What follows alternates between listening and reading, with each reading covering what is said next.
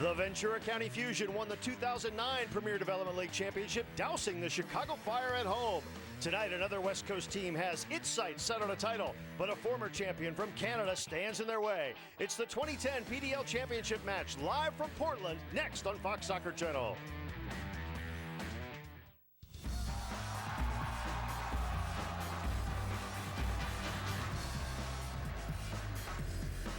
We're at historic PGE Park in downtown Portland, Oregon for the 2010 Premier Development League Championship match, live on Fox Soccer Channel as the Portland Timbers U23s try to cap a perfect season, while the 2008 champions, the Thunder Bay Chill, try to keep that from happening. Good evening again, everybody. I'm Ken Tomash along with John Billings, and welcome to Portland, Oregon. You know, John, it's not often that the #1 seed makes it all the way through to the championship game in this league. We've not only got that, we've got the 2 seed getting through as well. Stars on both sides. Yeah, we should be excited for the final we're going to see. Not only are these two great teams, they're also two fantastic organizations. They've got leading scorers that we're going to see on the field tonight, and Portland is possibly looking for an undefeated season. If they win one more game, they do something no one else has ever done in the history of this league. But it wasn't easy. Each of these two teams had to eke out victories in the semifinals last night. The Timbers at home, Freddie Braun's goal, 12 minutes from time, was the difference. Meanwhile, in the other semifinal, Thunder Bay actually fell behind by a 0-0. They scored twice in the last 12 minutes. Nolan Intermoya's goal, 9 minutes from time, the game winner there. So we have the #1 seed and the #2 seed playing for all the marbles. Of course, the two semifinal losers played here this afternoon in the consolation match, and it was only a few minutes old before CJ Sapong scored to put the Reading United AC up on the Baton Rouge Capitals. But Baton Rouge, who was an outstanding team from the South, answered back, and then they get a little unlucky here, does Reading, with the own goal in the 26th minute. Then Luke Mulholland gets through, stays with it, puts it home. 29th minute, it was Reading up 2-1. But Joe Tate, the defender of the year, scored, and then they went to penalties. Big save there off Luke Mulholland, and Ben Callan calmly puts home the game winner as Baton Rouge wins it in penalties, and they finish third, with Reading finishing fourth. We'll find out who finishes first. It's the PDL Championship match, live from Portland, Oregon, and it's coming up here on Fox Soccer Channel. It's going to be an outstanding matchup. We've got the kickoff just minutes away, so stay with us. You're watching it all on Fox Soccer Channel. Takes it in his path. Oh, that is a moment of brilliant.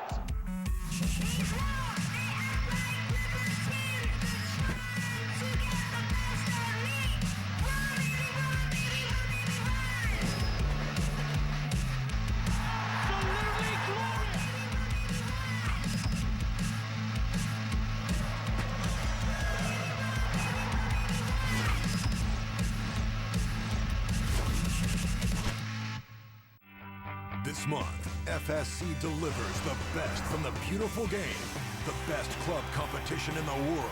The UEFA Champions League returns. Rivalries are renewed as the Barclays Premier League kicks off. The biggest stars from Serie A are back. Plus, catch all the action of Major League Soccer and women's professional soccer. All this and more in August on FSC. It's an MLS and WPS doubleheader on FSC.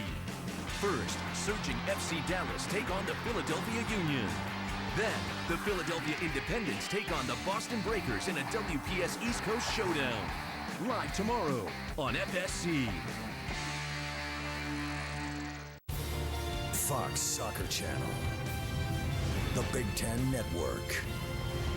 Speed. Fox Sports en Espanol. FSN. And Fox Sports, the greatest collection of sports networks in the world. Top dogs battle in the FA Community Shield. Chelsea is determined to prove they are still the team to beat. But Manchester United looks to kick their season off with a huge win over the champs. Live tomorrow on Fox Soccer Channel. When I need to wire money here, I always use Zoom.com. It's brilliant. With Zoom.com, your funds reach any major bank in one business day, and it costs peanuts, just $4.99. So if you live here, avoid the queue at the bank and use Zoom.com to wire money online. You'll think it's the dogs. Zoom.com, I love it. Wire money to Europe, Canada, Australia, New Zealand, and South Africa and pay just $4.99. When I came to this country as a child, I never thought I'd get this far. But I learned how to motivate people, to put the team first, and to never stop learning. I started to expect more of myself and of others. And where did I learn all this? As an officer in the U.S. Army Reserve. An Army officer leads by example. Can you? Find out at goarmy.com/officer.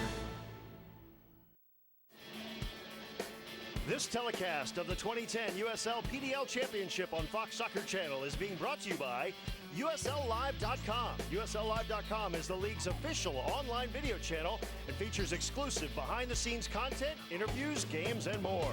By USLSoccer.com. Need to check a match score, find out who's on top of the goal-scoring charts, or catch up on the latest news? You can do it all by logging on to USLSoccer.com, the league's official website. And by Umbro, true to soccer since 1924.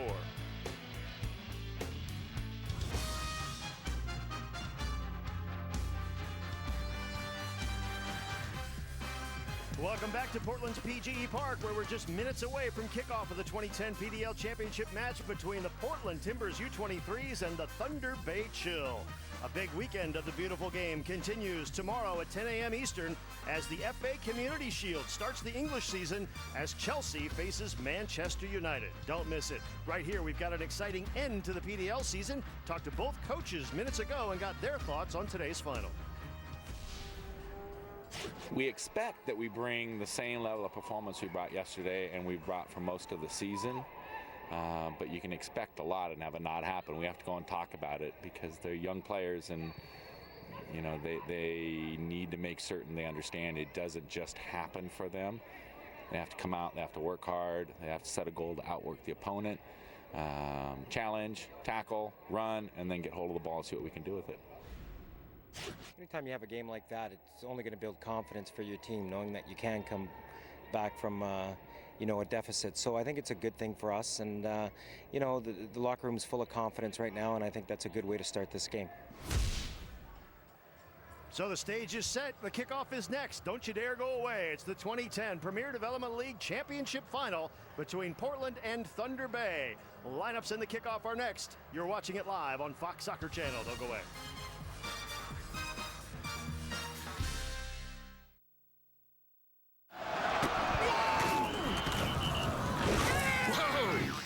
That's one monster case of athlete's foot. Hit that with Tough Actin Tinactin. It gets rid of your athlete's foot. Hey, it can even keep you from getting athlete's foot. Get boom, Tough Actin Tinactin. On my very worst days of my life, don't think I haven't laughed. And I couldn't have been matched with someone that wasn't important to. Humor, just one of the 29 dimensions of compatibility we use to match you at eHarmony.com. Get started today. State Farm agent Carrie Maddox loves to tell everyone how drivers can get discounts up to 40%. Your neighbors can tell you too. They're probably some of State Farm's 40 million drivers. So talk to them. Then call a State Farm agent like me. Call her. What's your 2:30 feeling like? Well, it's like my brain just stops working. Feel fuzzy, groggy. I can barely keep my eyes open. So what do? I used to get another coffee. Yeah, coffee or soda. Then another coffee. I switched to 5-hour energy. Just one 5-hour energy. The rest of the day, I'm great. 0 sugar, only 4 calories. I don't feel jittery. I'm in control. It's me. Just a better, more awake me. Gotta try 5-hour energy. 5-hour energy. Hours of energy now. No 2:30 feeling later. We now offer phone service for $1.70 a month with Magic Jack. That's just $19.95 a year. $19.95 a year. We give you free local and long distance and your own phone number. Make us your new phone company or add a second line with Magic Jack. Thanks to the Venture Card from Capital One, we get double miles on every purchase. So we earned an LA getaway twice as fast. We get double miles every time we use our card, no matter what we're buying. And since double miles add up quick, Roman! Get out! We can bring the whole gang! It's hard to beat double miles. Whoa, he's on the list. But we're with him. Introducing the Venture Card from Capital One with double miles on every purchase every day. Go to CapitalOne.com. What's in your wallet? The game. It inspires us, excites us, unites us. It transforms, consumes, and empowers us. And with your help, we can show the world that the game, this beautiful game, is in us. Help bring the FIFA World Cup back to the U.S. Sign the online petition today.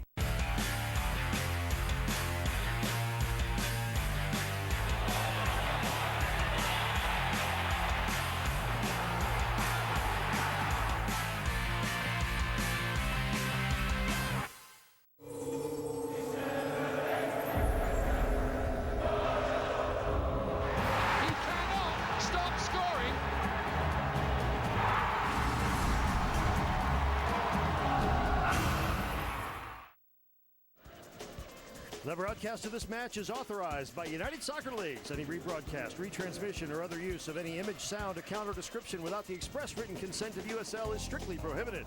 Tonight's match was produced for USL by Cultural Global Media Incorporated. We're back in Portland. The Timber Army is out in force. Here are the lineups for this afternoon's match between the Portland Timbers U23s and the Thunder Bay Chill. Yes, this is the people that the Army is going to be cheering for. An outstanding club, undefeated. Two big names to watch out for. First is number 10, that's Richards. He's the league MVP. Braun, number 17 in the midfield. He's the linchpin that controls things for Portland. And the Thunder Bay Chill, who won the title 2 years ago. They have a few players back from that squad, but a lot of new faces as well. And a dynamic duo for them as well, Oliveira and Schwarzenegger. Easy for me to say, but those two will team up, and they'll create a lot of havoc for the Portland back four. They have been doing that all season long. Jordan Schwarzenegger, number 13, the leading goal scorer in the league, and Brent Richards is the league MVP. There is our referee, Mauricio Lodani, and he will be in charge of things from the middle this afternoon. So we've had the lineups, the Timbers Army is ready, the teams are ready, our partners ready, our crew is ready, and here we go with the 2010 Premier Development League Championship Final, live from PGE Park in Portland, Oregon. Thunder Bay, representing Western Ontario, is attacking from on your screen from left to right and wearing the blue tops and the blue socks with the white shorts, and all in green, the hometown Portland Timbers U23s. Quick dispossession. Poke that one forward, looking for Schwarzenegger. One nice thing about the back line for Portland, John, is they are just so steady and so calm. It wasn't really the center back combo that Coach Russ thought he would have at the beginning of the season, but it's worked out quite well. Yeah, and anytime you have to make a change for your back four, it's going to take a while for them to get used to each other and understand where the pressure and the cover comes.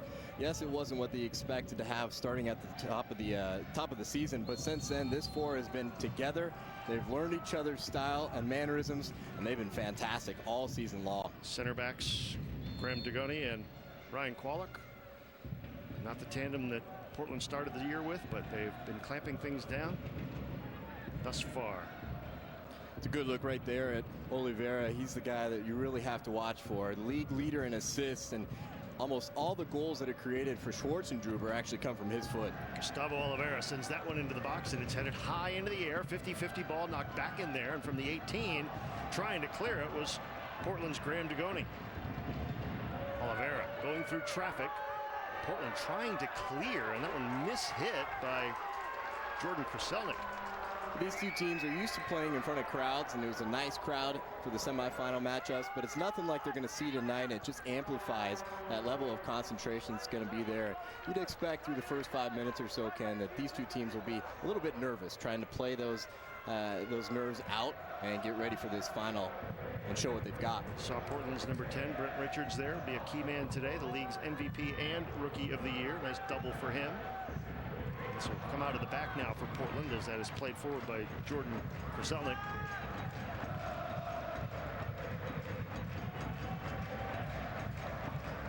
And Portland's Jake Gleason comes all the way from New Zealand, a youth international for the Kiwis, and he's been quite the find. Gavin Wilkinson, the technical director of the Timbers big league organization, has tapped into his Kiwi connections to bring Gleason here. It's worked out quite well. There's a battle for it there along the touchline with Tracy Hassan, who is the captain of the Timbers and a key man today as well. Really makes things happen from his midfield position, number 2.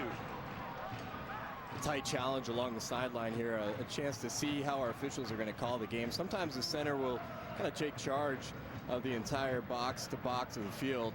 In this case, it looks like he's going to allow his officials on the side to make some calls for him, and that time they did.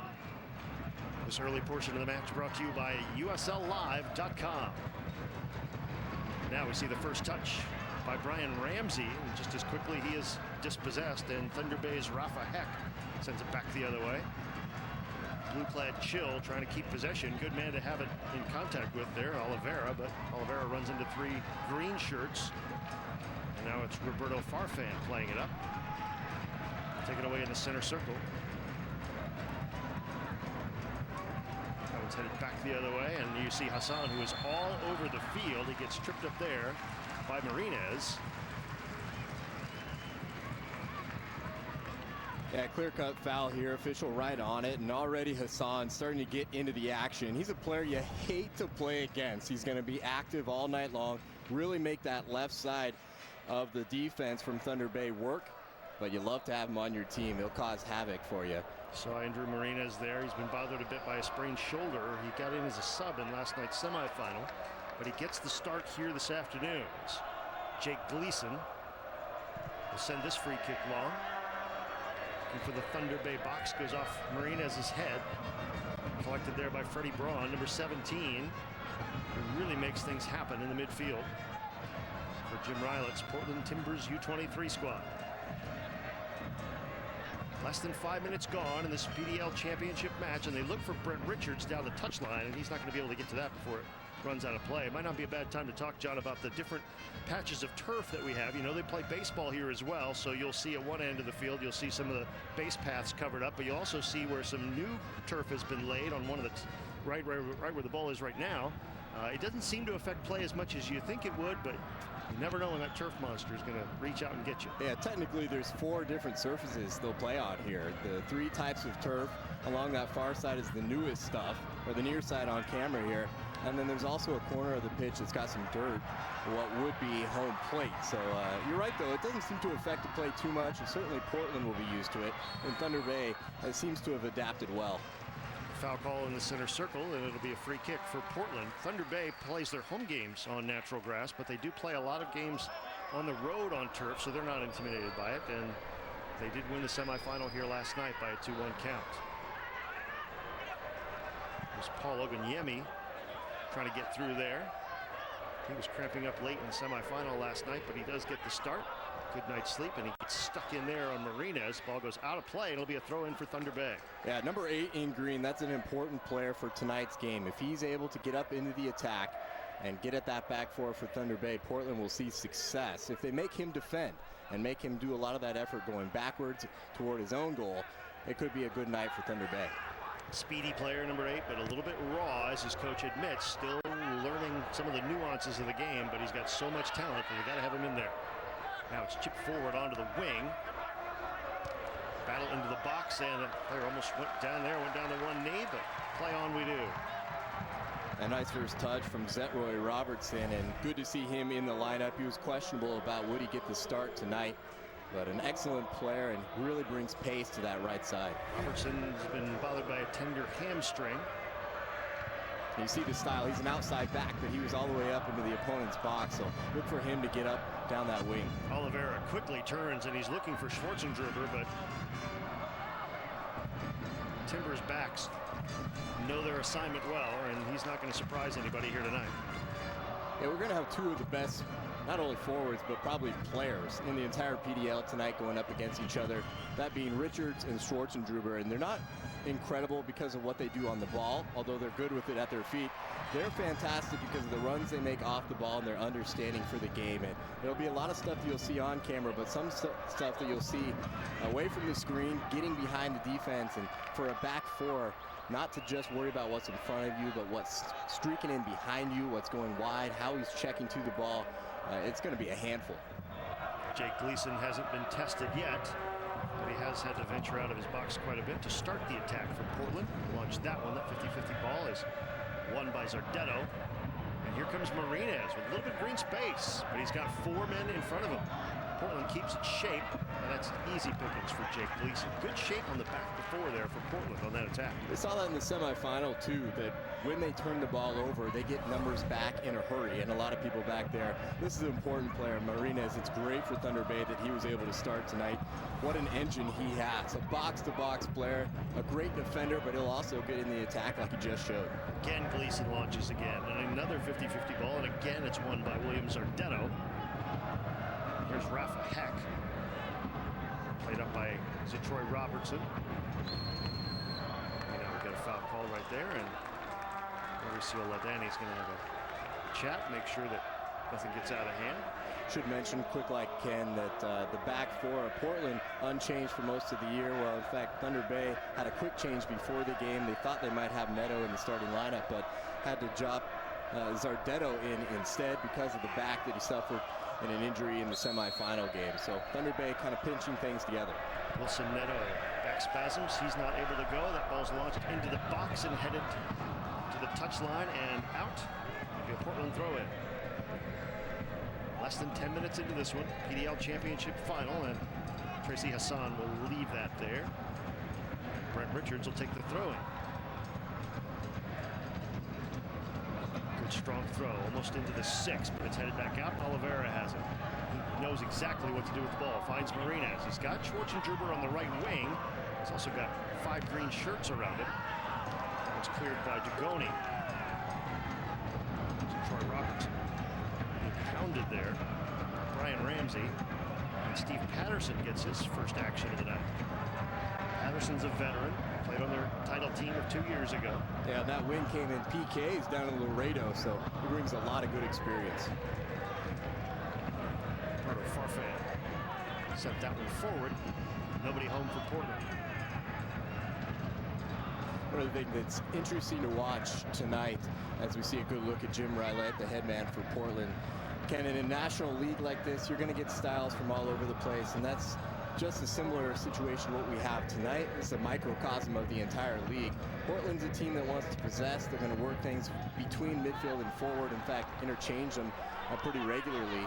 Thunder Bay wants to get up and get the ball to their top 2 guys who create from there. Now here's Oliveira as Thunder Bay attacks. Dispossessed nicely by Freddie Braun, and you'll see the work that he does at both ends of the field. There, nice defense. Take the ball away from the danger man for Thunder Bay. A tough call there. From my view, it looked like Oliveira might have been drugged down. He amplified it a bit, but it looked like he was pulled down just outside the box. Would have been a good chance. Hassan nicely to the overlapping Kraselnik. It's cleared out of the box by Zardetto. 50-50 ball. One there by Dugoni. Portland possesses. Hassan looks up, chips it into the box. Richards heads it on. Still alive in the box, and finally, Thunder Bay will clear it out to midfield. Schwarzenegger draws a crowd. This one will go back. More dangerous than it looked. This portion of the match brought to you by USLsoccer.com. Hassan brings it down, flicks it ahead to Richards. Portland's number 10 tries to squirt through, nothing doing. And Hassan chases right after it, gets the free kick on the tackle by Williams Ardetto. Good smart play from Hassan right there. Look, he doesn't go to the ball, he actually goes across to create the contact, and it's just a veteran play. He understands how to draw the foul. It's not a yellow, no malicious intent there, but a heady play by the captain from Portland. Mr. Oliveira might beg to differ. Yeah, he's still frustrated about the last play down at the other box. So Hassan's a right-footed option, and Farfan is the left-footed option here in this free kick, which is maybe close to 30 yards off the goal line at an angle. Yeah, plenty of chance to whip a ball in to the box, probably a little far out for a shot.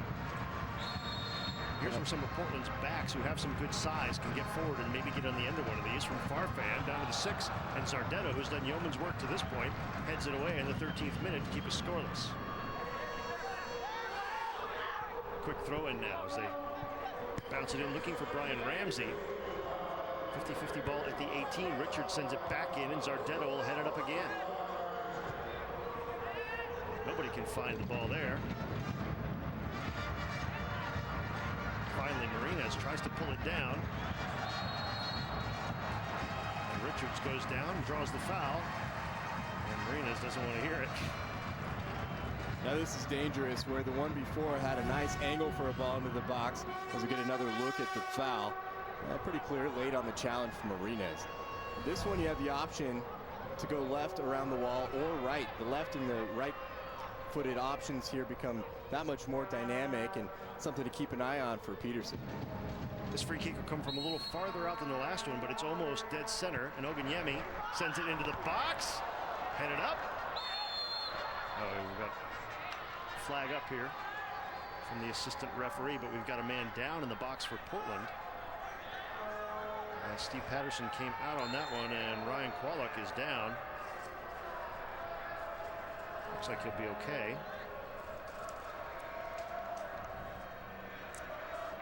Now sitting up and favoring his back of his right leg. You're watching the 2010 Premier Development League Championship Final between the Thunder Bay Chill and the Portland Timbers U23s, as you see Kwolok go down there right at the edge of the 6. And he's up and running it off. Fair challenge there. The goalkeeper well entitled to that ball, but it's not going to make Kwolok feel any better there. A little Jimmy to the quad looked like. That's not going to feel so good tomorrow morning. Patterson now. It was won by Inter Moya. Cleared out of play by Portland's Jordan Kraselnik. Throw in by Inter Moya. Oliveira brings it down, top of the 18, sends it across, it's headed back out. And Hassan got ahead to that one. Comes down to Thunder Bay's Julius Abigar. Abigar with it at the edge of the circle. Had that one bounce off Freddie Braun. Now Oliveira with it again. Deft footwork. Pushes it ahead. They try to work the give and go. The give was great. Go not so much. Encouraging for the Chill right now how much their attacking-minded players are getting on the ball. Oliveira has got his name called 10 to 15 times already in the first 15 minutes. And if he sees the ball, good things will come.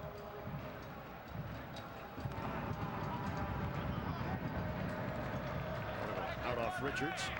So you see Tony Callisto, the head coach of the Chill. Won a title 2 years ago. As that ball goes into the beer garden, we've got a foul call, or Thunder Bay will get a free kick here. Cicelo Buthelezi just on his side of midfield. Launches it low and long, just outside the 18. Cleared away. Into the center circle is Ardetto. Ooh, Freddie Braun got the worst of that exchange. Now, pulling a card here, I'm not sure that's necessary. A red card. 16 minutes into the match, and this game has just changed.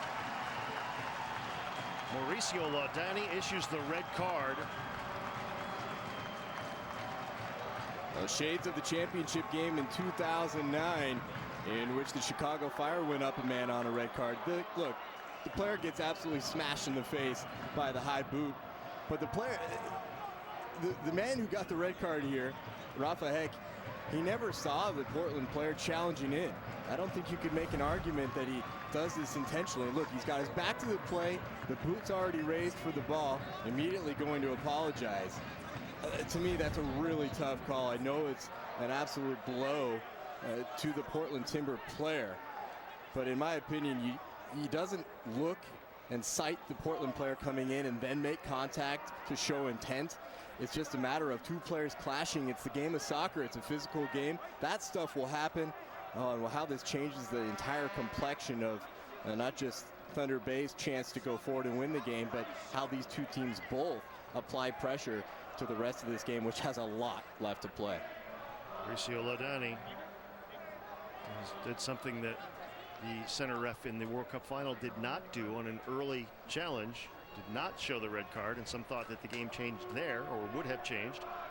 And we see Rafa Heck sent off. Look, for an official, there's no time limit for when you make a call. You like a quick response, yes, but there's nothing wrong with him saying, blow the whistle, make sure the player's okay, run over and talk to your linesman. Maybe he had a better view at it. You could have a nice discussion. Sometimes it's a matter of emotions taking place for the official as well, and you'd like to see them wait for those to dissipate before he makes the call if it is in fact a red card. He didn't do that. He may not have had a great angle at it, but regardless, that really changes the complexion of the game. Again, the boot's out. Yeah, the boot is high. I mean, there's no argument to that. But he's looking back over his shoulder as that ball is coming off, and I'm just not sure Heck ever noticed the Portland player until it was too late. Freddie Braun is up and okay, we presume, though he's going to be quite a bit dirtier than when he started the match because of this field turf. And now Tony Calistro has to show why he gets paid the big bucks. You know, if any team can withstand that, I would say it's Thunder Bay because of the way they play. You still have the opportunity to sit back, and then when you counter, you've got your number 10 and your 13, Oliveira, and the goal scorer, Schwarzenegger, that can still do it on their own. If you got them up on an island, they have the opportunity and the skill to make something happen, but the uphill becomes steeper. It's an awful long walk out of here for Rafa Heck.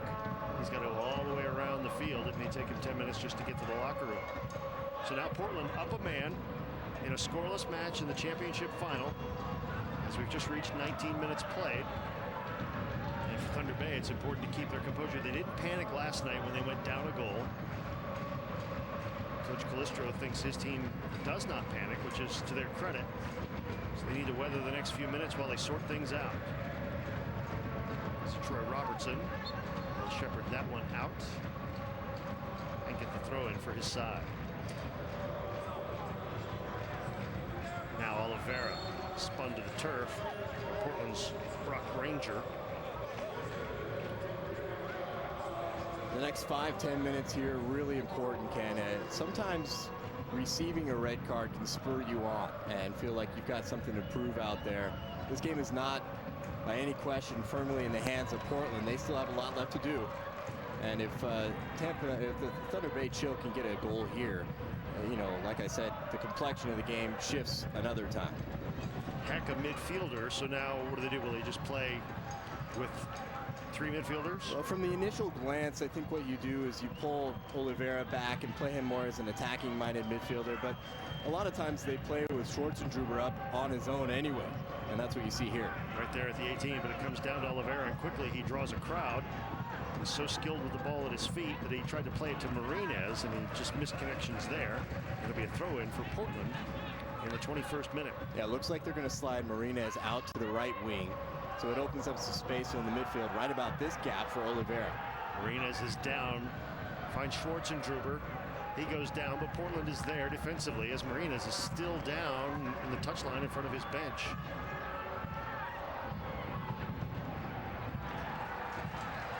And the official needs to call this here. Roberto Farfan on the move for Portland, gets hit from behind by Oliveira, and that draws a whistle. Oliveira knows he got him, and now he gets a yellow card.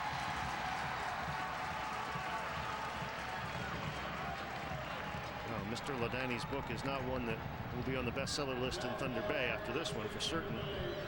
Now we've got two players down. Farfan's still down. It looks like holding his shoulder after that challenge, and the real scare is Marinez on the far side. He has a shoulder injury, so he could be hurting as well. Another look, intentional, professional foul there for Oliveira. He knew what he was doing. He had to do it. The break was on. That is Roberto Farfan, who is down, and he is holding his right shoulder. You can see Oliveira kind of grabbed the jersey and the shoulder at the same time, just yanked it back. I assume that's where the injury came. If it does come when he goes down to the ground, it's because this is still pretty hard turf. You mentioned the different surfaces, and the far side, a camera view near side, it's a little bit of a thicker, longer turf and more cushion to it. But the whole rest of the pitch here, it's pretty hard stuff. This turf's been down for a long time, and when players go up for a challenge, they'll come down hard. So part of Tony Calistro's answer to going a man down is apparently going to be to send in Anthony Colazzi. He's got him up on the touchline of the fourth official's position, and we'll see who he will come in for. And they certainly hope it's not Marinez. They certainly hope Marinez is not forced to leave the match. Roberto Farfan is up a little bit gingerly, but he is up, as you see. Yeah, it is going to be Martinez, and unfortunately, it might have been pushed on a little bit because of the nick he's picked up here. Regardless, Khaleesi was playing right wing last night, so he's a natural fit to slide in there. And they'll change to a 4-4-1. Really, although on the lineup sheet it was listed as a 4-4-2 or almost a 4-3-3, it's really a 4-5-1 anyway. And now with one midfield player gone, it's a 4-4-1 with Schwarzenegger on his own. It was my understanding there would be no mask. You're throwing too many numbers out here, haven't you? Square root of Martinez. All you need to know is goals count, right? Martinez is out. Anthony Khaleesi, the 21-year-old from Marquette University, is in. And we're back to live action. And a free kick for Portland, set into the box, headed up in the air. Hassan drags it down right at the touchline, or the byline rather, and it's put over for our first corner kick of the match.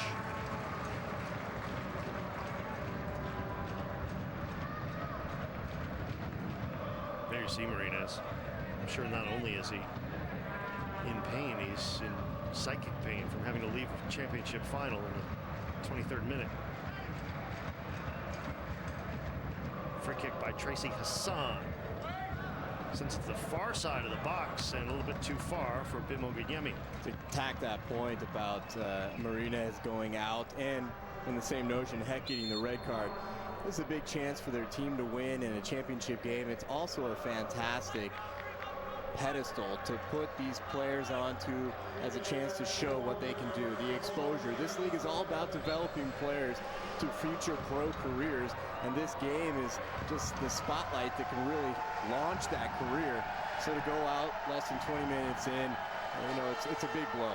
Roberto Farfan had to depart as well after he was shaken up, and Stevie Evans checks in. He's a young man who gets a big round of applause from the Timbers Army, one of many Oregonians on this team, and he is only going to be a freshman at the University of Portland this fall in a few weeks. Yeah, fantastic player. The coach Rylette told us he might have the brightest future of any player on this team. He's really young.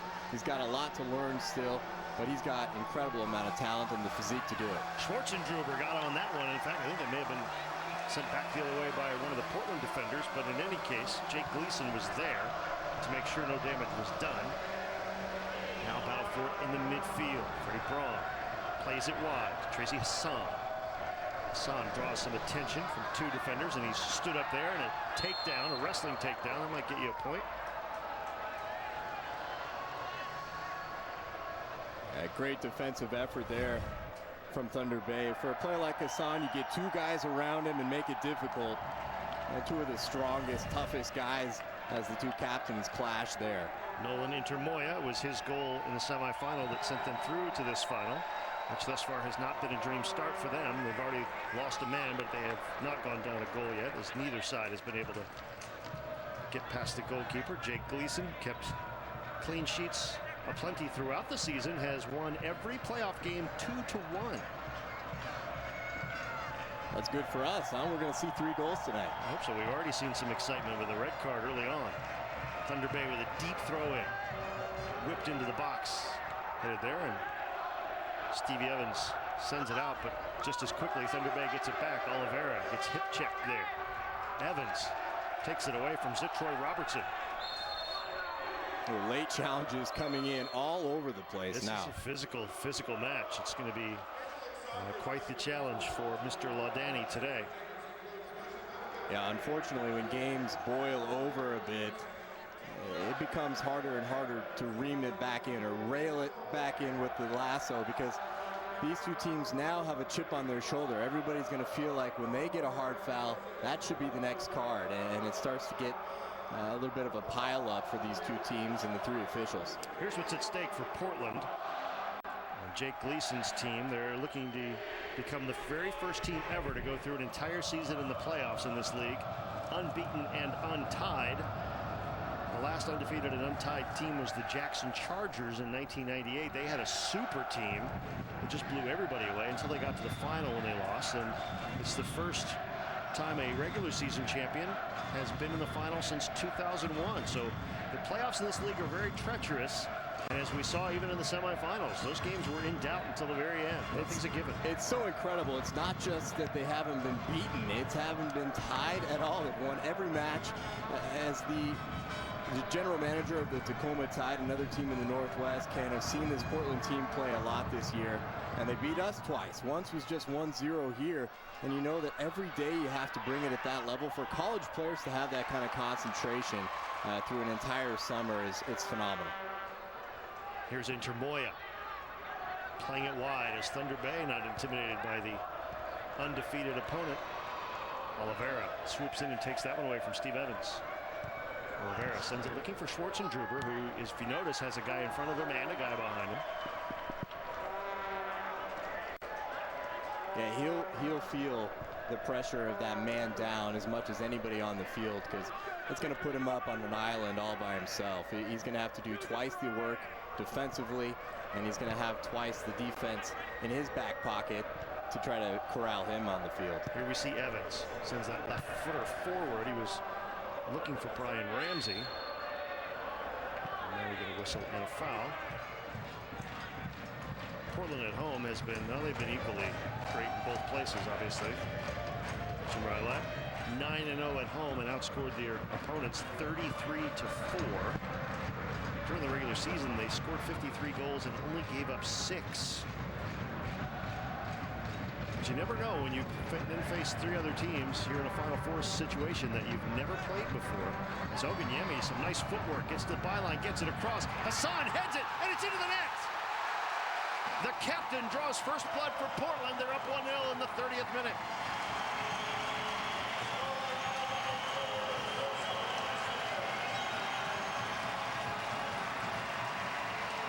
Beautiful goal for the Portland Timbers, and what do you know, the smallest guy on the field gets his forehead on the ball, but this is all created by Oganyemi. The beautiful step over the left-footed ball, lofted back in, and Hassan. What do you think his vertical leap is? He's listed at 5'4". You know, as a guy who played forward in my career at 6'5", the height is not what makes a great header. It's timing, it's versatility as you go up, and right there, the timing was beautiful. The pass to him was right on the money, and now the Timbers with the lead and a man up, they are firmly in control. Hassan, another Oregonian, he played at Oregon State. And like all of these Timber players, they know that Gavin Wilkinson, the technical director for what will be Portland's Major League Soccer club next year, is watching. That one's poked through, and Patterson is there to get it. Oganyemi and Hassan matching up there. There's a kid from Detroit passing to a guy from Lake Oswego, Oregon. And the combination of those two styles is what makes the PDL so special. You see the same thing on Thunder Bay. Players from colleges all over the United States coming together and trying to create a similar style. This portion of the match brought to you by Umbro. Well, that let Timbers Army let a little smoke loose. Timbers Army offering a little bit of advice to the USL 1 team here as they were yelling, sign him up.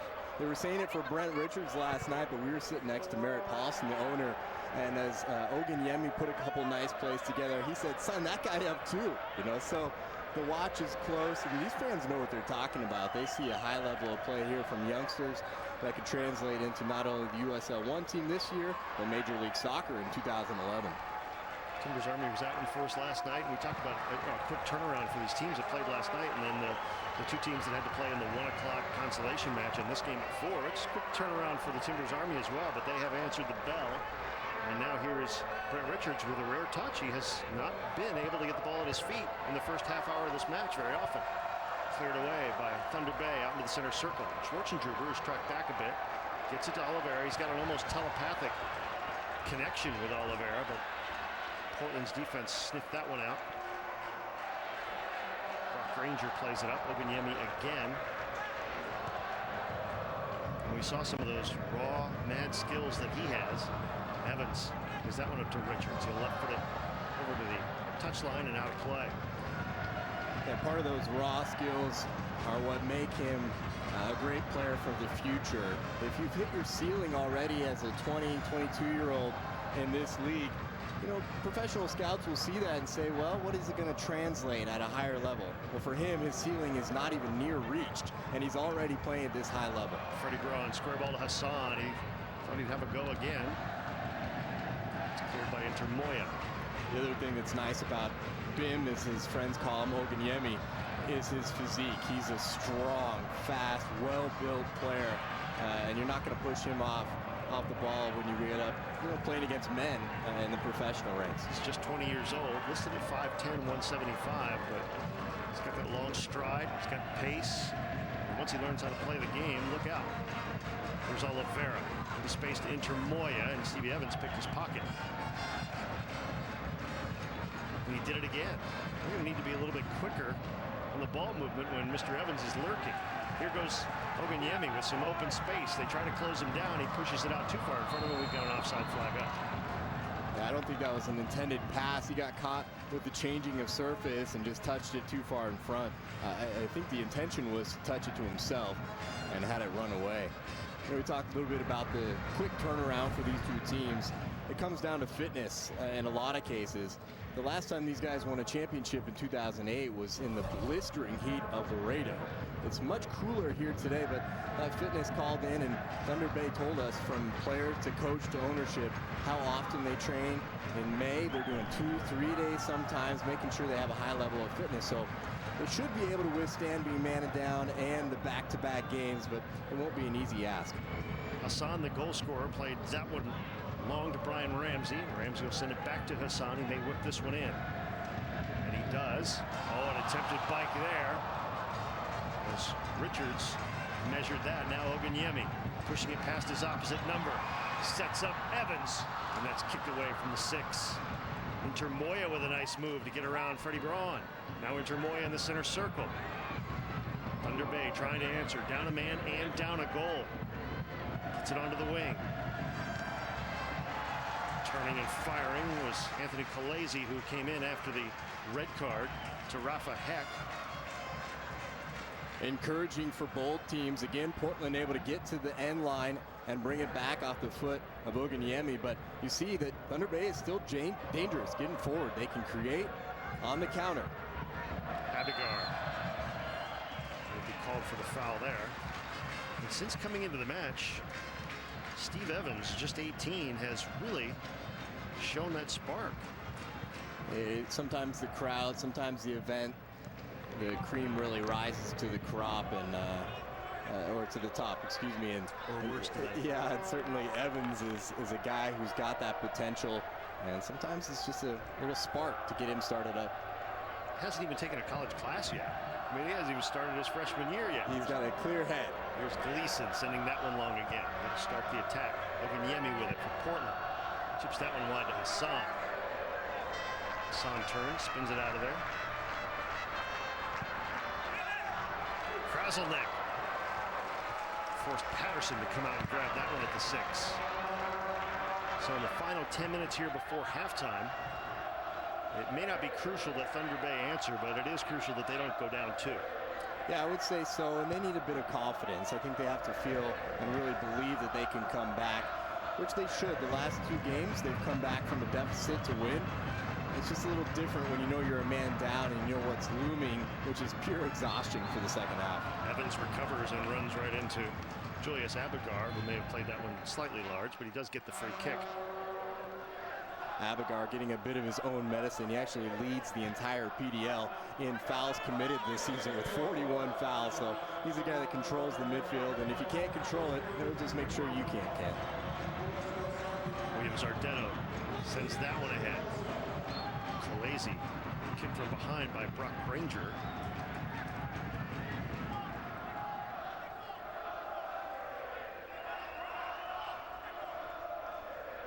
And now in the 37th minute, Thunder Bay gets a free kick. Up 30, 32 yards from goal, but at an angle. Jake Gleason moves his defenders. Got a 2-man wall.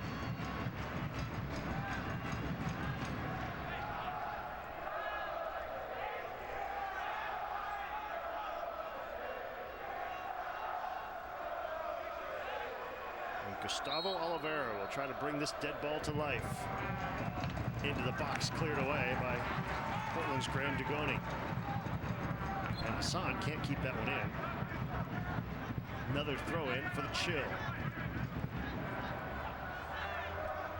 Into Schwartzendruber. Sent high in the air and out of play. It'll be a goal kick for Jake Gleason. Gleason represented his native New Zealand at the U17 and U20 levels. Took a flyer coming here. Timbers said, yeah, you're going to find your way out here. We'll give you a trial. All he's done is backstop them to a perfect season to this point. And a goal-to-nil lead nearing halftime of the PDL Championship for 2010. Ken Tarmash and John Billings with you from PGE Park in Portland. It's been an overcast day in Portland. Yeah, beautiful conditions to play.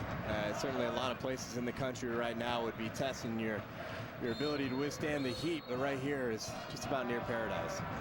And the clouds have helped too, because the way the PGE Park is constructed, you get a lot of weird shadows at this time of day. We've got no shadows here, and the lights are actually on. They haven't taken effect yet, but maybe by the time this match is over. Again, they look for Schwartzendruber.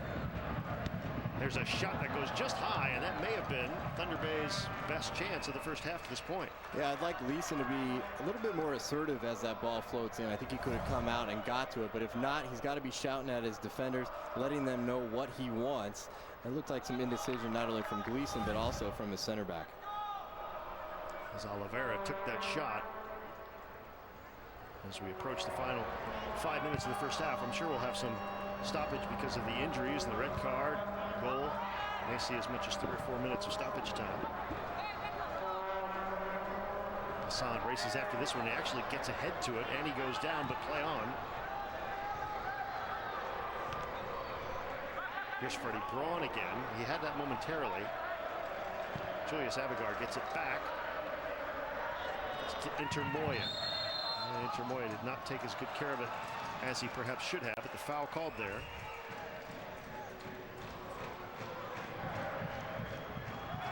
Jordan Krasilnik. Yeah, Oliveira's going to have to take this from the temporary turf, a little circle there that usually is the mound for the baseball team here. So that'll be a little bit tough, but these set piece opportunities become more and more important as this game progresses. You know, you have to say, I don't know what the numbers would be, but I would venture to say 70% or higher. And when a team is down a man, that they get that goal through a set piece. If you don't have the fitness to run up and down and cover that space, the one thing you do have is a good opportunity from a free kick. Especially when this guy's foot is on the ball. Oliveira from the pitcher's mound. Will he put a strike in there? No, he'll play it short. Shot blocked there. As Sergio Villalba took that one. First time we've called his name in the first half. Unsung hero of the back line for Thunder Bay. Intermoya was coming back from an offside position. They had to let that one run through. Julius Abigar now.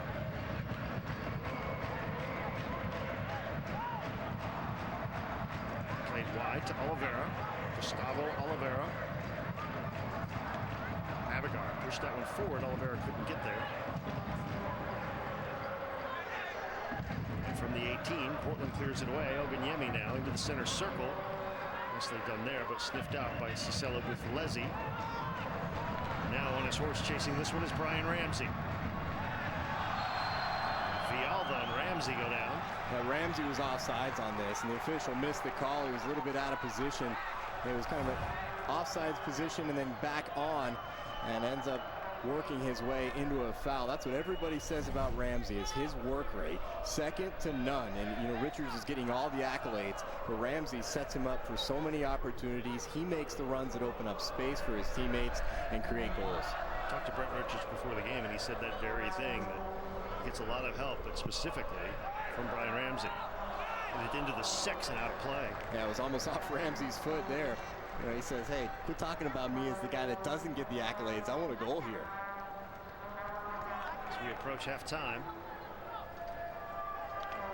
the Steve Patterson goal kick put this ball back in play as you look at Oganyemi, sending this one Another one of the benefits of Oganyemi, you've got him on the left wing, and he's been able to get to the end line, and he's also showing he can hit the ball with the right foot there. So he's a naturally right-footed player, but if he can do anything to that left side and get down to the line, it becomes so much more dangerous for that outside back to worry about.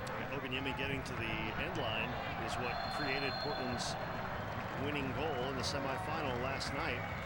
As Hassan gets back up.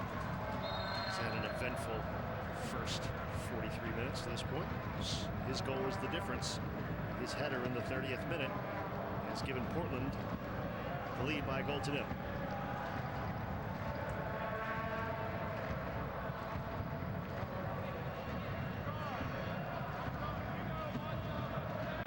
This free kick is at such an angle, it's out very near the touchline as Jordan Krasselnick take this with the right foot. Yeah, it'll bend away from the keeper.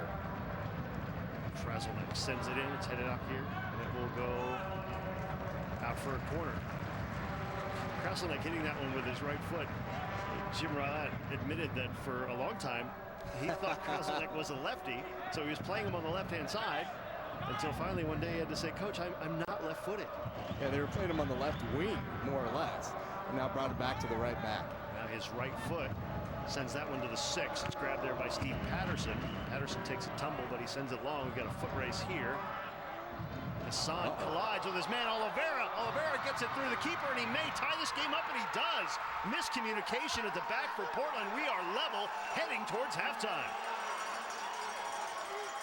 Oliveira, a couple words for the Timbers Army as well. The confidence is back, the dance is on. Hey, when you have a brilliant player, sometimes he creates things. He certainly worried the back four, and it was Hassan and Granger who were back. Those were the two guys, the safety valve back there during the corner kick. And Oliveira, when you work hard, good things come. Looked like at the very last second, Hassan did not know that Granger was coming in hard on that one, and Oliveira cashes in with a goal in the 44th minute. You know, Oliveira gets that goal because he worked hard, because he created the pressure, but he still had a lot to do. He had to beat Gleason, who was screaming out of his goal box for that save. And the deftest of touches from Oliveira to flick it up and over and then have the cool head prevailing as he puts it in the back of the net. Well, we have a heck of a second 45 minutes waiting for us now. 3 minutes of stoppage time indicated by our fourth official. The first 45 have been very eventful, each team with a goal. And Mr. Gustavo Oliveira has become a ready-made villain for the Timbers Army at the one end. Lucky for him, he'll be shooting at the goal at the other end in the second half. We're into first half stoppage time here at PGE Park in Portland, the 2010 Premier Development League Championship match. Ken Tomash and John Billings with you. Portland up a man, but no longer up a goal, as Oliveira has answered. Here's Evans with a left foot cleared away from the 18. Again to Oliveira. This time he draws attention from Freddie Braun. And they start to boo him. It's going to be one of those days the rest of the way for Oliveira. He's going to be booed every time he touches the ball. Here's Hassan, who was involved in the mishap that led to the goal. Shakes a defender and just misses. That would have been the way he answered. We had the optimal angle here to see that shot, and it was just an inch wide. It actually was going inside the post before the ball caught up with itself and started to bend away. Another look at it here. Turns the defender, gets to the left foot. Oh, what a drive. And maybe have even skimmed off the back of Brent Richards' head there. Tracy Hassan scaring every last hair on the chinny chin chin of Stephen Patterson. It's a game of inches. Well, I thought that was in, Ken. Hassan, 64 inches, helped him get the first goal, but then when he ran into Granger at the other end, Oliveira cashed in, and there we are, 1-1 with just about a minute left in first half stoppage time. Brett Richards, Freddie Braun, finds Stevie Evans. Evans chips it ahead. Badly played there by Patterson. Portland still has it. And as Evans sent it goalward, Patterson able to recover and stop that one. I'll tell you what, when Farfan had to leave the match early, you wondered how would Portland respond to that. But Evans has been fantastic, coming in, not only as a playmaker, but getting some shots off himself. He's got the jitters out quickly, and he could be a player to be a difference in the second half. He's going to be quite a player to watch at University of Portland as well. Another long line of outstanding pilots. Granger knocks that one long. Thunder Bay's Sergio Villalba will let that roll out of play for a goal kick. As the final few seconds. In fact, this may be the last kick of the first half.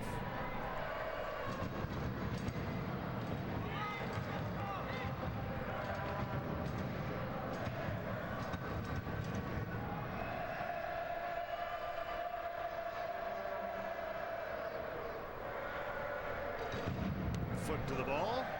Ball in the air, whistle in the mouth. End of the first half. End-to-end excitement, thrills, spills, and goals in the first half of play. And a match we thought would be a great one going in has been through the first 45 minutes. The Portland Timber U23s looking for an undefeated and untied season against the 2008 PDL champs from Thunder Bay. We're all tied at 1 through the first 45 minutes.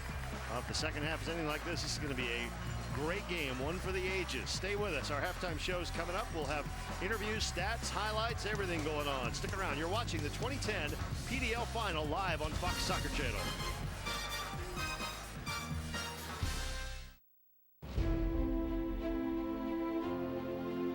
The game. It inspires us, excites us, unites us.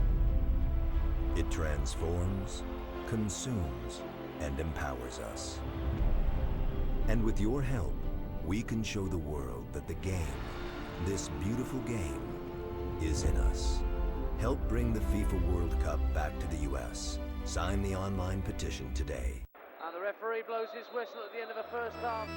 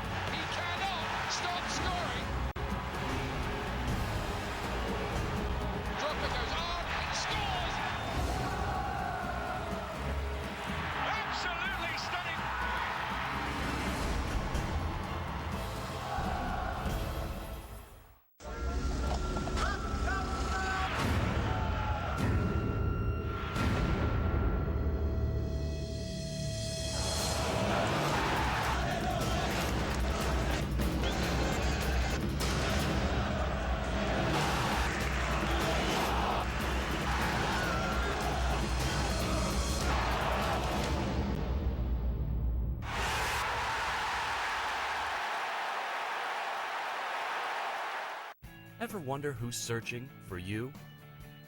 5 people searching for me? Oh, pity. Go to mylife.com, the internet's leading people search site. Just type in your name and see if someone is searching for you for free. Could be my old client. Maybe he wants me back. At mylife.com, there are millions of unclaimed messages. You could have messages waiting for you right now. Go to mylife.com, type in your name, and see if someone is searching for you right now for free. Hi, I'm looking to save money on my car insurance. How do I know if I'm getting a good deal? You should talk to the specialist. The specialist? He compares rates side by side. You could save hundreds. It's easy. Great. Okay, Pickles. Do your thing. Oh, that's amazing. I trained him myself. I meant the... Okay. Same coverage, more savings. Now that's Progressive. Call or click today. This telecast of the 2010 USL PDL Championship on Fox Soccer Channel is being brought to you by USLLive.com. USLLive.com is the league's official online video channel and features exclusive behind-the-scenes content, interviews, games, and more. By USLSoccer.com. Need to check a match score, find out who's on top of the goal-scoring charts, or catch up on the latest news? You can do it all by logging on to USLSoccer.com, the league's official website. And by Umbro, true to soccer since 1924.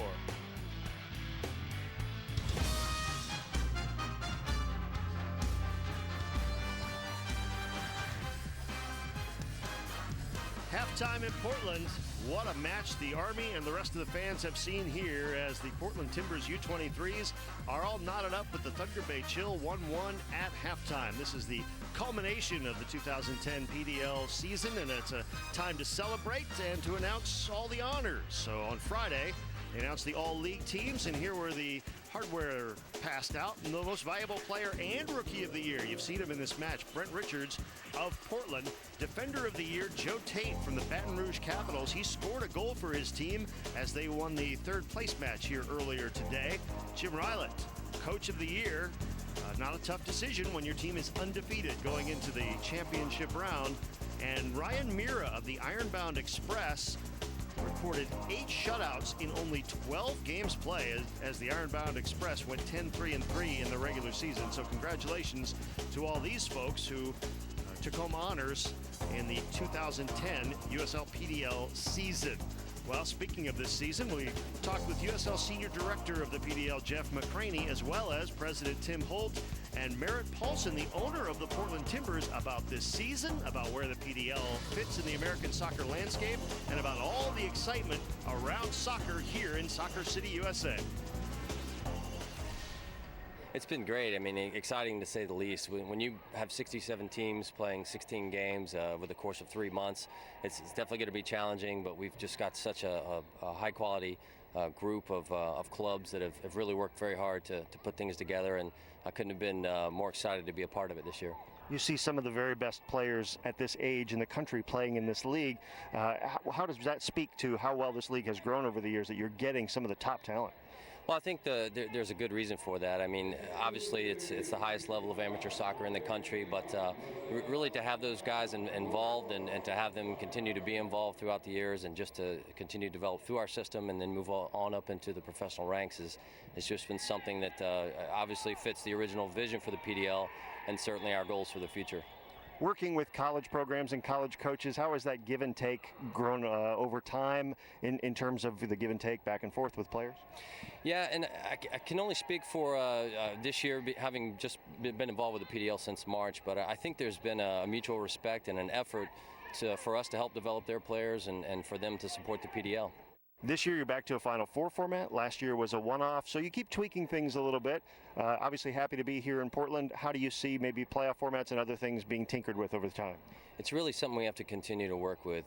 Having gone from 16 to 8 teams last weekend and to the Final Four this weekend is very challenging, but I think we just have to keep working through the clubs and the executive committee to find out what works best. You continue to grow this league until you have even more teams? I think so. We've put a concerted effort into revitalizing our sales system and developing the programs, and I think the future is going to be bright and certainly a lot of growth on the horizon.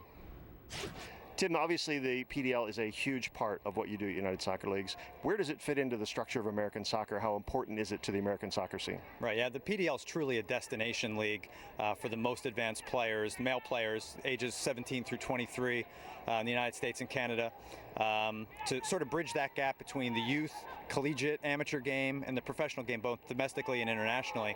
Not only do we have our USL professional division full of former PDL alumni, but the MLS Super Draft, for instance, over the last 6 years, over half of the players selected in the MLS Super Draft have had at least 1 year PDL experience. So I think that speaks to the quality of players that are playing in the PDL.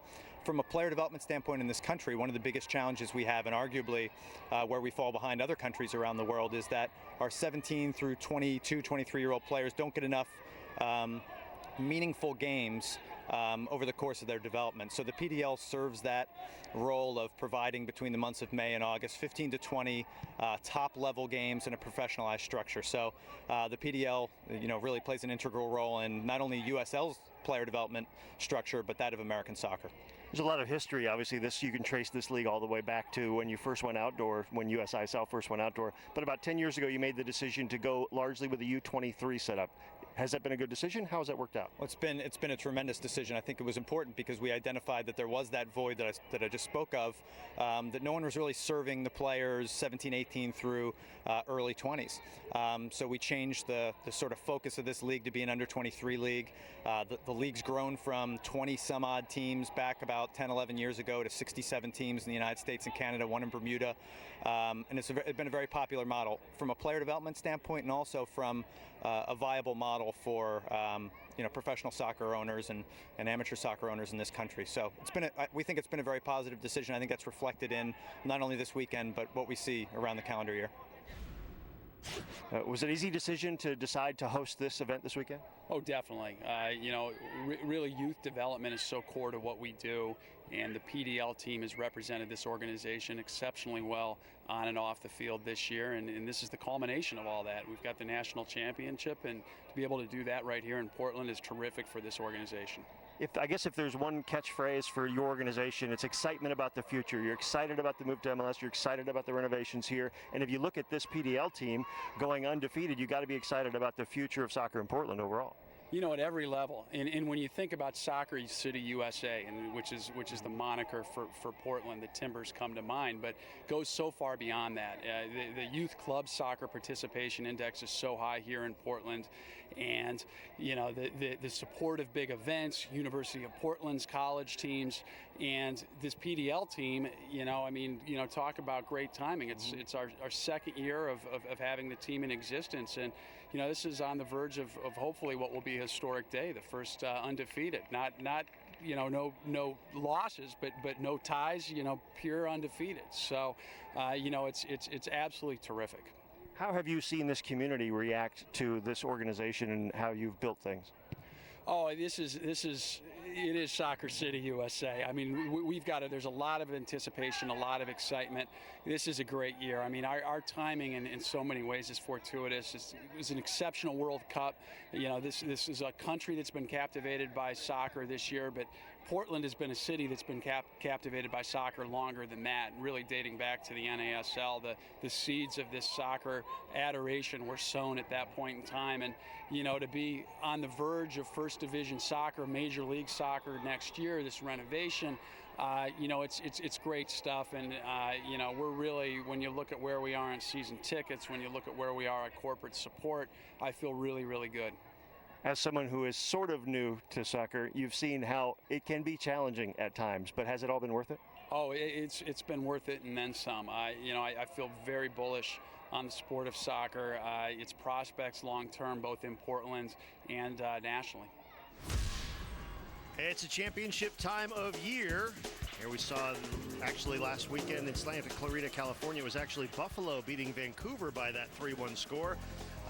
Portland did not beat Thunder Bay. They're going to try to do that here today and later on this month. In fact, 3 weeks from tonight, same time, same channel, it'll be the USL 2 championship match.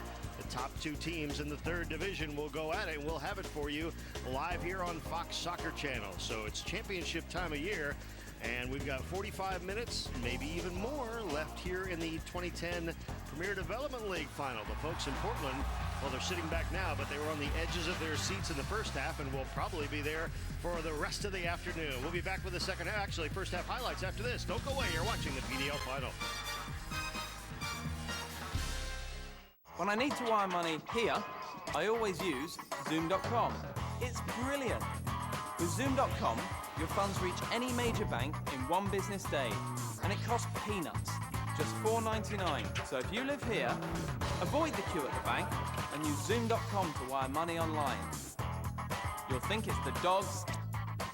Zoom.com, I love it. Wire money to Europe, Canada, Australia, New Zealand, and South Africa, and pay just $4.99. Could switching to Geico really save you 15% or more on car insurance? Was Abe Lincoln honest? Does this dress make my backside look big?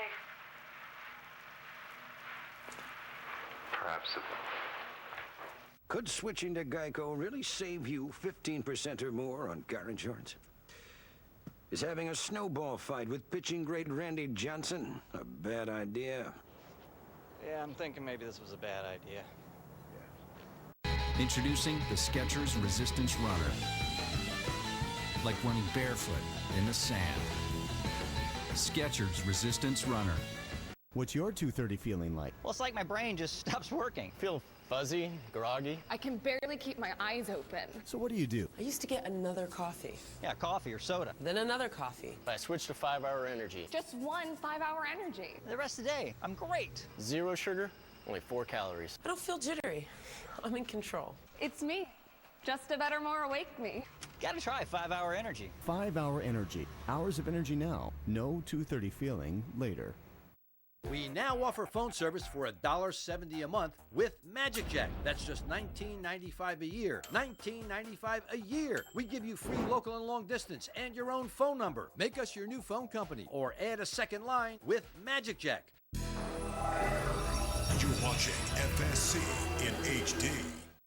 In the next 60 seconds, we want you to qualify to be the next $50,000 home makeover winner.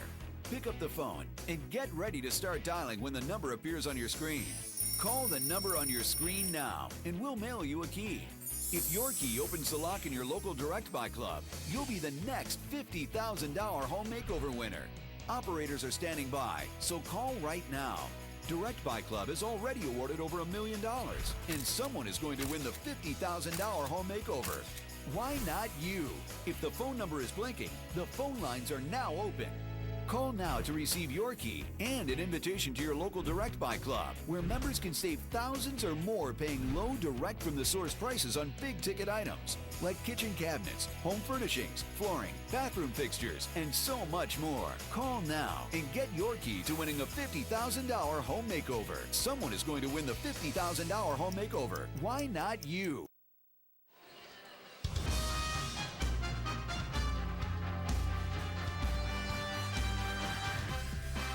On the whole, we'd rather be in Philadelphia.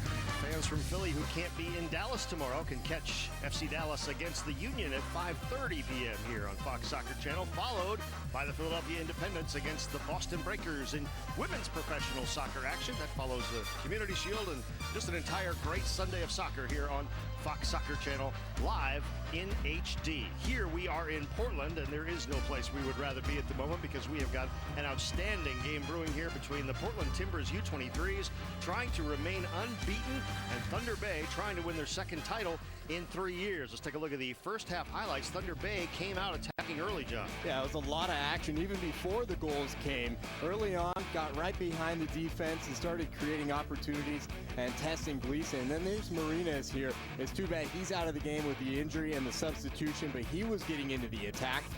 But just changes here in the 16th minute. Just as that was going, everything changed. There's where the red card comes. It's another look. There's no question it was a big-time collision.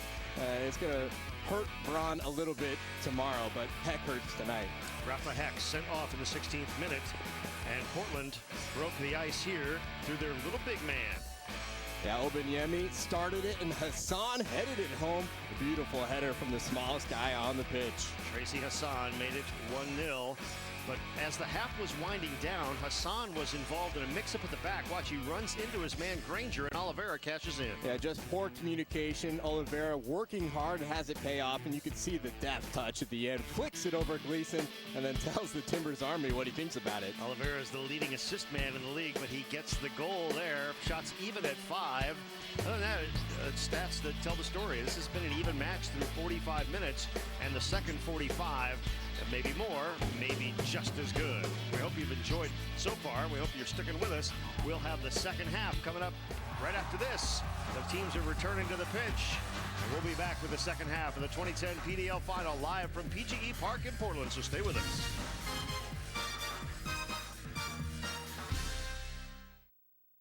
State Farm agent Carrie Maddox loves to tell everyone how drivers can get discounts up to 40%. Your neighbors can tell you too. They're probably some of State Farm's 40 million drivers, so talk to them. Then call a State Farm agent like me. Call her. If international calling weren't so expensive, who would you call?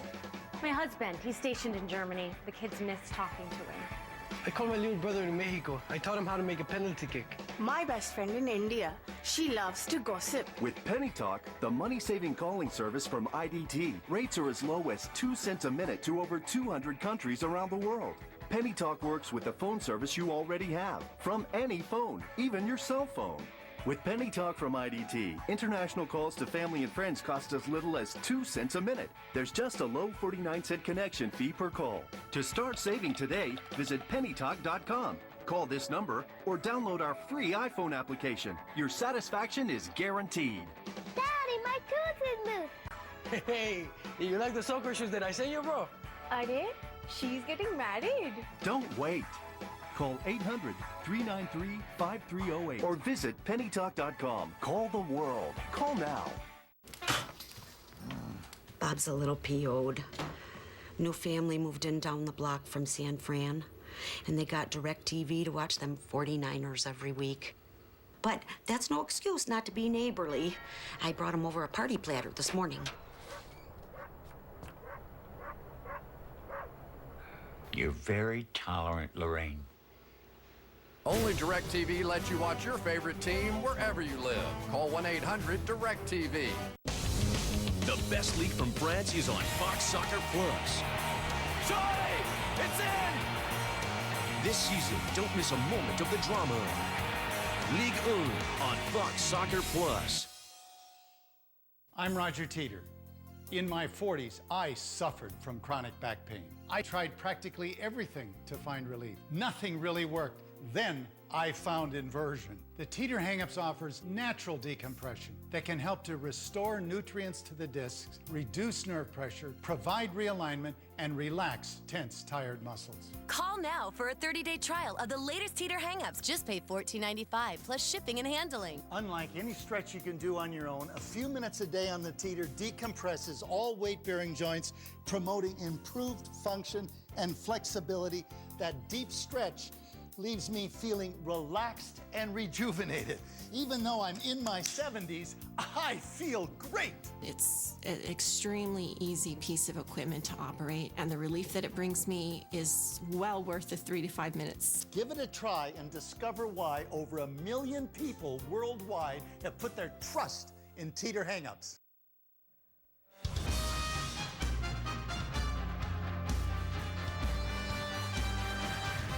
Here we go with the second half. Portland now attacking left to right. Here on your screen. Timbers in all green. Thunder Bay chill. The blue tops and blue socks. Ken Tomesh and John Billings with you live from PGE Park in downtown Portland, Oregon. The 2010 Premier Development League Championship. 45 minutes, maybe more left, and all to play for. The 2008 champion Thunder Bay against a team trying to do what no one has ever done in this league before, go through an entire season unbeaten and untied and win the championship. They're 19-0-0 coming in. Thunder Bay 15-2-2 coming in, so they're no slouches either, but they are down a man after a somewhat controversial red card in the 16th minute. Here is Brent Richards, league's MVP and Rookie of the Year.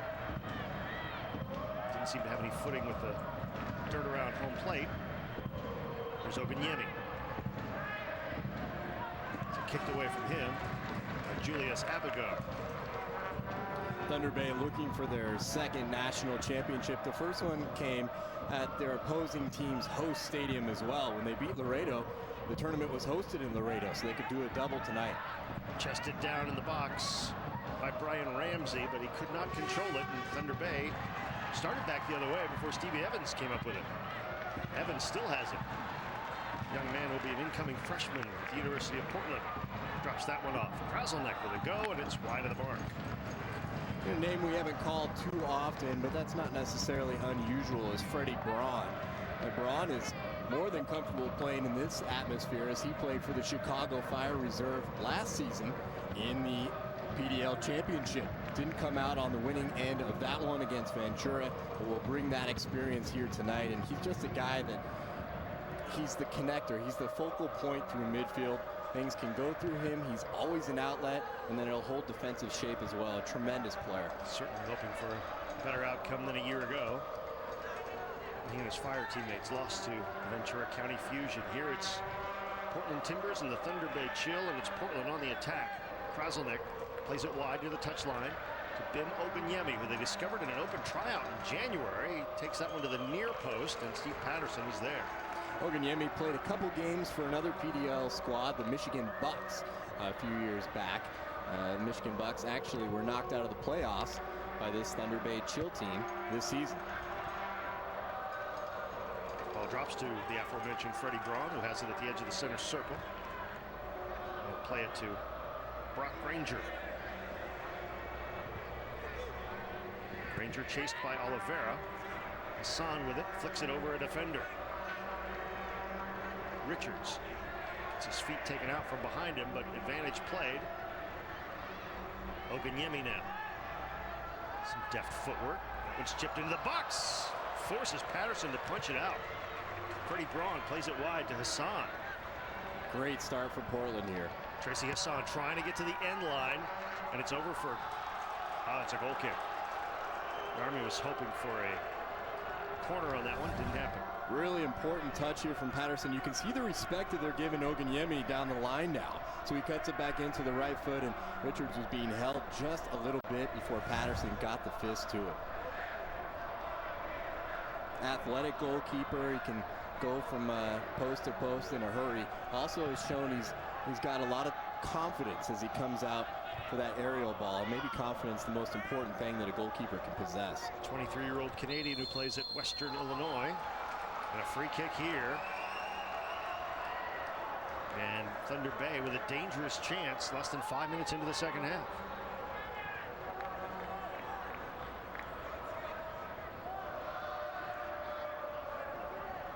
You'd assume it'll get back on Oliveira's foot.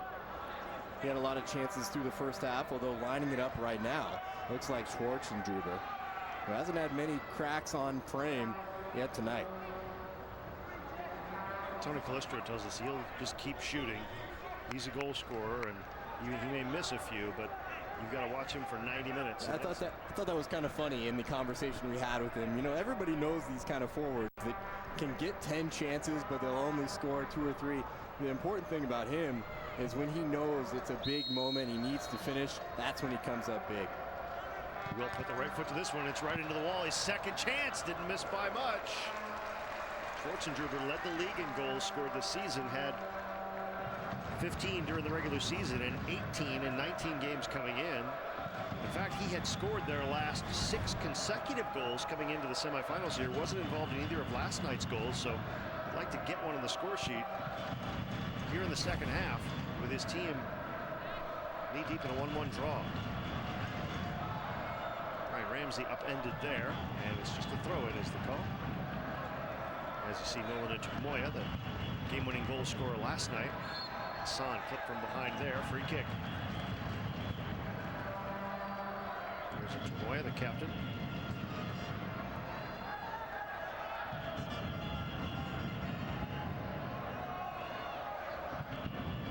Tracy Hassan, the goal scorer for Portland. Evans now. A nice ball into the box, and it is into the net! What a ball by Evans, and what a finish by the league MVP, Brent Richards. 2-1 Portland. Well, here it is, the youngest Timber on the pitch, floating it in, and it was just misjudged. Patterson thought he could get to it. You could see the spin that Evans had put on the ball, causes it to dive right at the end here. Richards gets up well. And we talked about how it's not a matter of height a lot of times that makes a good header of the ball. It's timing and precision, and Richards shows it there. This is a guy who can play without the ball. He can play with it at his feet, going one-on-one, and he shows there he's an aerial threat as well. A bright future for the University of Washington product, Brent Richards. Just 5'10", but that is his 15th goal in 16 games, including playoffs. And it came off a great feed by that man, 14, Stevie Evans, who since being inserted into the match has really made a difference. And that was a long way out to knock that ball into the box right on ahead. Yeah, and that's what I was worried about, that the ball was going to flutter up a little bit too long, and it gives the goalkeeper a chance to get to it. But because, like you said, Ken, it was further away from the 6, the keeper just couldn't get there in time, and Richards timed it well. Now here's Portland again, working this one out of the back. Evans with his engine working to Oganyemi on the wing. 3 players at the back post if you can find them. Gets past the defender. Can't get past the second one. Sergio Villalba made sure that he did not get through. Well, we'll see if Thunder Bay can answer again. Oliveira goes down, there's a couple of rolls, draws a free kick, and perhaps a card on Stevie Evans. Oliveira really instigated that card. It didn't look like our official was going to give it. And then the number 10 demanded it, and sure enough, it comes. I got to admit, I don't like the way the official is controlling this game right now. But as a player, you have to adjust. And if that's the way it's going to be, you can't let him ruin your day. You're the one at the end that has the foot on the ball. It's Evans where he comes from. I think he gets some of the ball here, but he kind of goes through Oliveira and certainly comes from in behind. So it's a dangerous challenge, and whether you get the ball first or not, it's going to look bad from an official's view. The only blemish on his afternoon. So after having assisted on the go-ahead goal and getting the yellow, he's looked at life from both sides now, and this ball just missed as well. Thunder Bay will not go gently into that good night. I said it in the first half. When you are down a man, set pieces become more and more important. And that ball, a fantastic ball, and you have to credit the man coming into the backside. Intermoya not giving up on it. Here's Richards. Deft touch. Can he bury it? Saved. Gets a second chance. Hassan will chest it down. Finally, over the end line. Neither team giving quarter or expecting any here in the second half. Richards did the tough stuff here. Look at this cutback. Gives himself a great chance, but Patterson coming up big time after the mistake he made on the cross. He does make no error that time as he got down to the left side. And a lot of keepers will make an early move and go to ground, and it lets the forward just dump it in over top of him. Credit Patterson for not making his save attempt until the ball was in on frame. I mentioned that Portland has won all 3 of their playoff games 2-1. Their current score 2-1. Thunder Bay has plenty of time to answer, though they are down a man. They have not played like it. Made a substitution and tinkered a little bit with the formation, and now they've drawn a corner in the 55th minute. And no lack of confidence for this Chill team. We know that they can come from behind. They've done that before. And another example tonight, no fear from the guys in blue. Oliveira, the leading assist man in the league, plays it to the top of the area, and missing that was Anthony Colesi. And so Portland comes back the other way in a hurry. Freddie Braun, that one got a little bit too far out in front of him. Richards is offside there. Saw that was going to happen. The mix-up happened. We saw this in last night's game for Portland, where they had chances, and I remember distinctly right before they gave up their goal, Brent Richards was up front, put on a dazzling display that rose just about everybody in the crowd to their feet in applause. And then instantly, the other direction the ball went, and a goal in their own back of the net. So they've got to be careful about feeling like this is all in their hands, and they're going to put the nail in the coffin right now, because Thunder Bay will keep on coming. Well, they hope that their one mistake of the day is what happened in the 44th minute as Richards gets hit from behind. And finally, the foul called as Mauricio Ladani waits to see how that play developed and then calls it. Right, arguing. He admitted to us, and I've seen him coach a number of times this season. Let's just say he's boisterous on the sidelines and relies on Andrew Greger, the Portland great, who's assisting him with the team to calm him down every once in a while. Freddie Braun plays it now wide. Tracy Hassan scored the first goal of this match way back when. He's dispossessed there. Intermoya just shrugs him off, sets sail towards the opposing goal. That was read well and picked off by Brock Granger. Now Oganyemi. switch it again to Hassan. They run so much stuff through him. The one touch to Evans, back to Hassan, but Intermoya is there. Brian Ramsey just took it right back. He set up Freddie Braun. Will he have a go with the left foot? Still passes the penalty spot and cleared away. Ranger goes up high for that one. He's lucky. It didn't hurt worse than it looked. Richards takes a left-footed poke and puts it wide.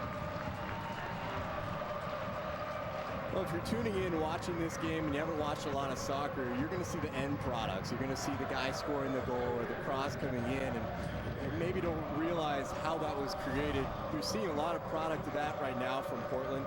These opportunities that are coming centrally are because of the work they're doing on the wings. Oganyemi is getting space to the inside because of what he worked on earlier in the game, getting to the touchline, getting to the byline, where he was able to cross back into play.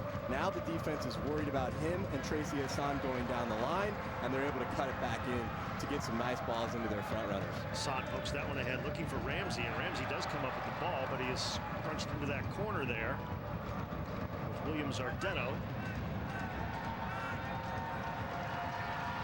Portland wins that confrontation. Evans to Hassan. Backs up, showing considerable poise for an 18-year-old. Din looking for Richards, headed out of there by Zetroy Robertson. Oh, there's a dangerous 50-50 confrontation. Nothing more comes of it. Brock Ranger plays that one forward, and Patterson was a little bit late to react. Does get it out of there. Goes off Brock Ranger's head. Schwarzenegger was there looking to pounce. Schwarzenegger and Ryan Kowalik there challenging in on each other. Two guys who are natives of Colorado. As Kowalik from Fort Collins and Schwarzenegger from the Grand Junction area. You have to expect those two have seen each other on the pitch a few times before growing up. Tony Calistro told us about Schwarzenegger. He said, he's a horse. Ponies drop, but horses do not. With a half hour left of this one, the Army still in full voice. You know, the attribute is right when you hear it from all different angles. And you spoke to Nolan Intermola before the game as well, and he said the same term, horse, in describing Schwarzenegger. Portland clears that one from their 18. Held in by Julius Abigar. Abigar tries to shed a defender. Oliveira. And Zetroy Robertson. Gleason has that one measured and leaps over Intermoya to make the play.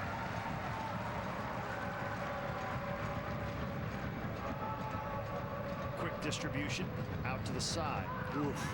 And Jordan Kraselnik. He's going to feel that one tomorrow.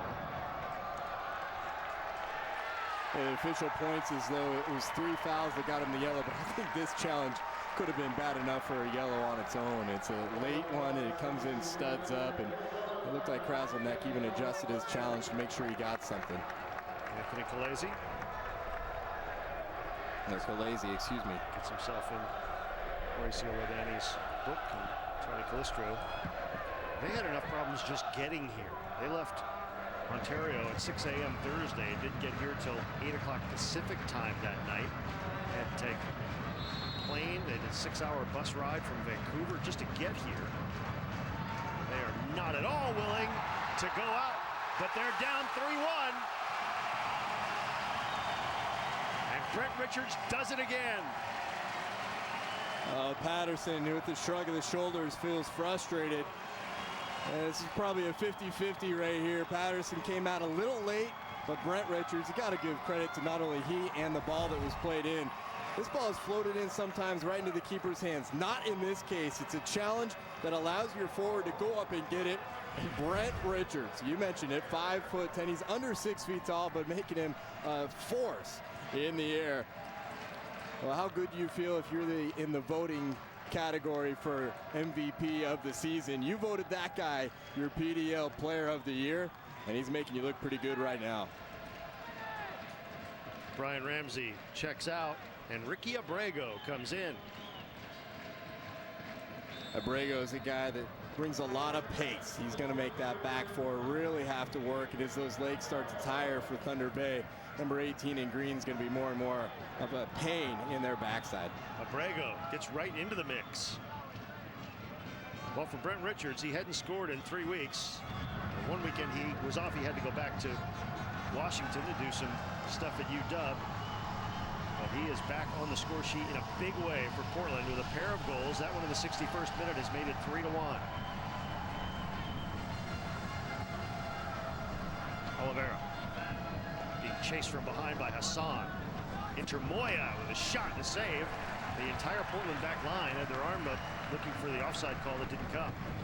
Spit image from the game winner last night for Thunder Bay is Oliveira threading through Intermoya with a left-footed shot, but this time Gleason had the near post covered, which Baton Rouge or Reading did not have, last night, because it was Baton Rouge. But Intermoya is going to have to get more and more into the attack now, as eventually Thunder Bay is going to start putting players forward. And look, if you lose 3-0, 4-1, regardless, it's a loss. You got to get back in the goal scoring chart here and give yourself a chance, which is tough. Hassan and Oganyemi still forcing guys like Intermoya back defensively and not letting them get forward into the attack.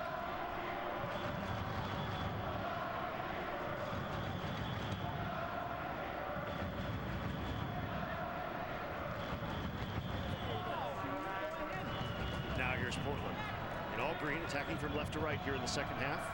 Up a man and leading 3-1, 64th minute in Portland. Looking to become the first team in league history to go through an entire season unbeaten, untied, and the champions. And they'll get a corner here. Well, Abrego, since he's coming in a couple of minutes ago, been very, very active.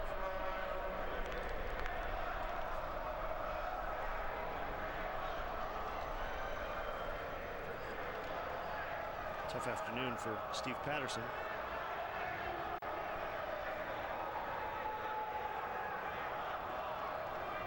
Jordan Krauselnick here with the right boot. Low, driven to the 6, headed out by Thunder Bay. Hassan has that one right up on his chest, and it'll be cleared. Only for a moment as Granger gets back in there. Richards flicks it on. Abrego racing onto it. Patterson takes him out. No, the foul's going to be called on Abrego. Oh, or a handball. And Patterson is down and paying the price. Well, that was right in front of the Timbers Army. Of course they're going to side with Portland on that. Well, that was tough. Well, I thought for a second we were going to get a PK and this day was going to go from bad to worse for Patterson. It ain't real good right now, my friend. There's another good look at it. Again, it's Richards on the header as he forces it forward and maybe off the shoulder. Official confident, a quick call. And finally something going in the favor of the Chill. You know, I asked in discussion of Brent Richards, talked to the Seattle Sounders as I live up in Seattle, Ken, and talked to their director of scouting, which is Ziggy Schmidt's son, Kurt Schmidt, and asked him, you know, he's had a chance to see Brent play quite a bit at the University of Washington. Says, you know, actually with the Timbers, they play him a little bit more as a playmaker kind of role. And that's probably not even his best attribute. So although he's doing so well, he's got better attributes that are left in the tank, and he liked the way that UW played him. Certainly a big, bright spot for the future, as any of these players are.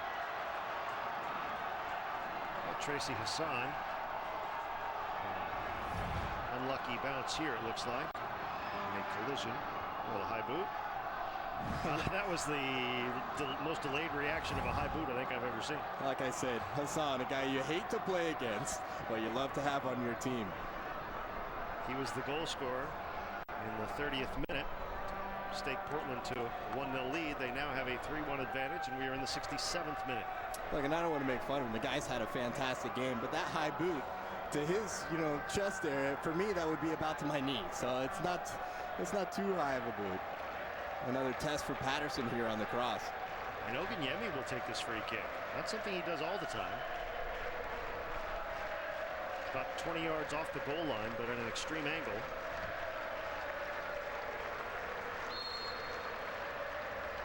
Oganyemi swerves it in, headed out by Thunder Bay, held in by Hassan. Pushes it outside. Schwarzenjuber has a go, and it's over the bar.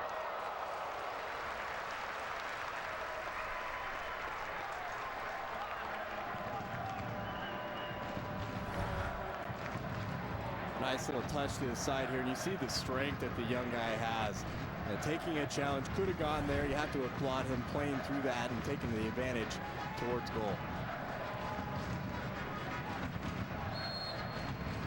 Offside flag is up. Starting to see Oliveira drift out a little bit more to the left side. He did that in the semifinal as well. In asking his manager Calistro about kind of his positioning, he says, really, we give him the green light to go where he pleases.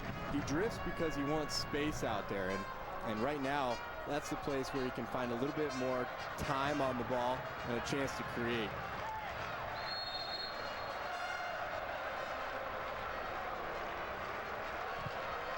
Gleason knocks this one long. Richards tried to get up, and over his head, sent back the other way. Granger, though, holds it in, finds Hassan. Square ball to Freddie Braun. One touch to Oganyemi. Yeah, intelligent ball to play that early as well. Oganyemi's got space. Sets up Hassan. Back heel. Braun. Over the bar. And into the dugout.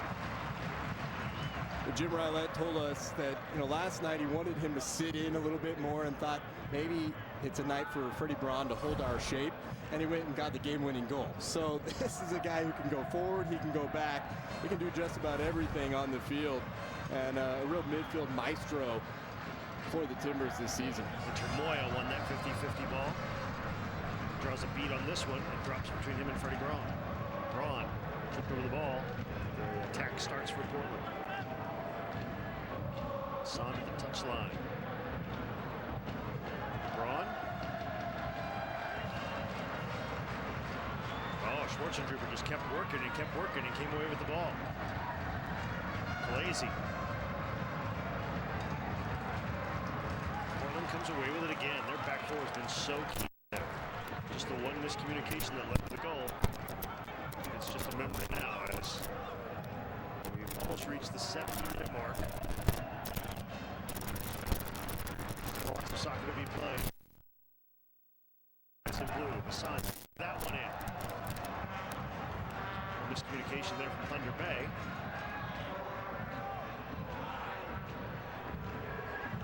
Kraselnik has a shot over the bar.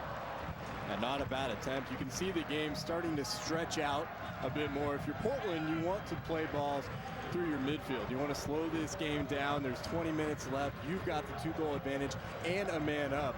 On the flip side of that, the Chill, they need to get guys forward, and to do so, they're going to have to hold 4 or 5 guys back defensively and then bypass the midfield to get guys up and into the attack. If this game starts stringing out more and more, you'll know it's in favor of Thunder Bay getting a goal back. If it slows down and you see a lot of midfield play, Portland's in control.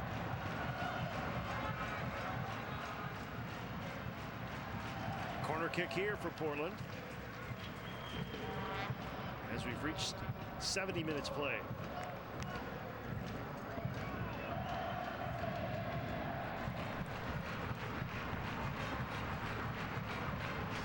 Two goals by Brent Richards are the difference. As Portland leads Thunder Bay 3-1. There's the goal scorer for Thunder Bay. Number 10, Gustavo Oliveira. You can see the Timbers Army there. Decent in number, but boy, boisterous. You think there's 4,000 of them over there. Hassan sends that one across to the 6, headed back up in the air. And then he chases after that one. Chested it down, though. Armed it down. It even brings a smile to Mauricio Lane's face, probably for the first time today. He was not the most popular guy in the building when this game started.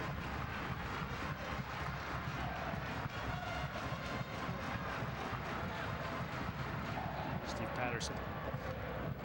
So on the championship winning side of 08, he's on the short end of the 3-1 scoreline.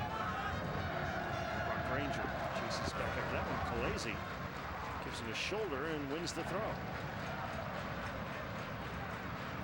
I think it's about time to look at bringing some fresh legs on for Thunder Bay. A lot of guys starting to tire out there. The difficulty is because of the substitutions you had to make when your team went down to 10 men earlier, you don't have a lot of options of who you take off.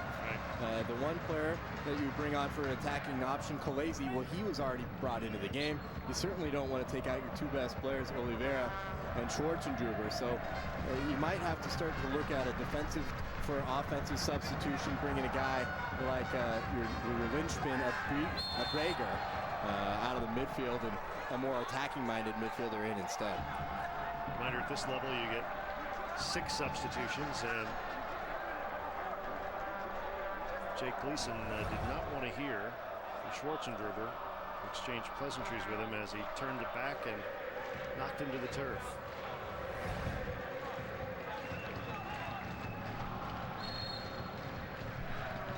Schwarzenegger, an example of the different routes that guys can take to a professional game. Everybody kind of assumes you'll go through youth, you'll go to a team like a PDL, college, and then move on to the pro game. He actually utilized this team to go up to USL 2, played for Harrisburg, right? And then, things didn't really work out, and so he comes back down, and before catapulting his way back up, I think he's shown this season as he leads the entire league in goals. He can play at a higher league, maybe just needs to come into a different situation and try it all over again. And one thing he did say is he was much, much happier to be back in Thunder Bay. So it's not always the level that has to do with your comfort level. Yeah, it was Harrisburg that he played for in USL 2. Got a couple goals.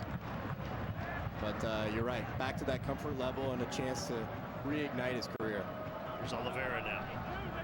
Sidestepping in defender, Stevie Evans. Evans got a piece of that one, deflected it. Lazy and Brock Granger. Well done. Pokes that one through. Abigar runs onto it, has a go, and Freddie Braun blocks it. And Termoya sends it in. Schwarzenegger is there, but it goes just over his head. And Gleason on the quick break to Oganyemi. We're going to have to close him down because if he decides to take off, could be dangerous. Good defensive work there by Thunder Bay. Now they've got what they've got defensively back, at least. Evans back to Oganyemi, trying to toe poke it through to Richards.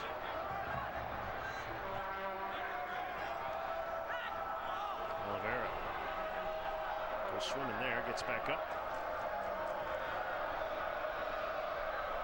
You can see just no help. The legs are tired, everybody's worn out, and we'd like to see a run there and give him some options, but everybody's doing so much work defensively.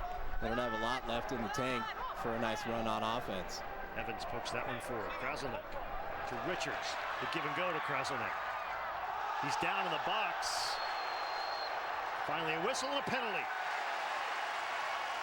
Well, Ladani there did what he did not do in the 16th minute. He took his time, played it in his mind, called the penalty. Yeah, and it's the right call to credit Kraselnik. You can see he knows. He doesn't have to do anything special. He just has to get the ball past the defender. If he got to it first, which he could, and with a little flick of the toe, Kraselnik goes up and goes down.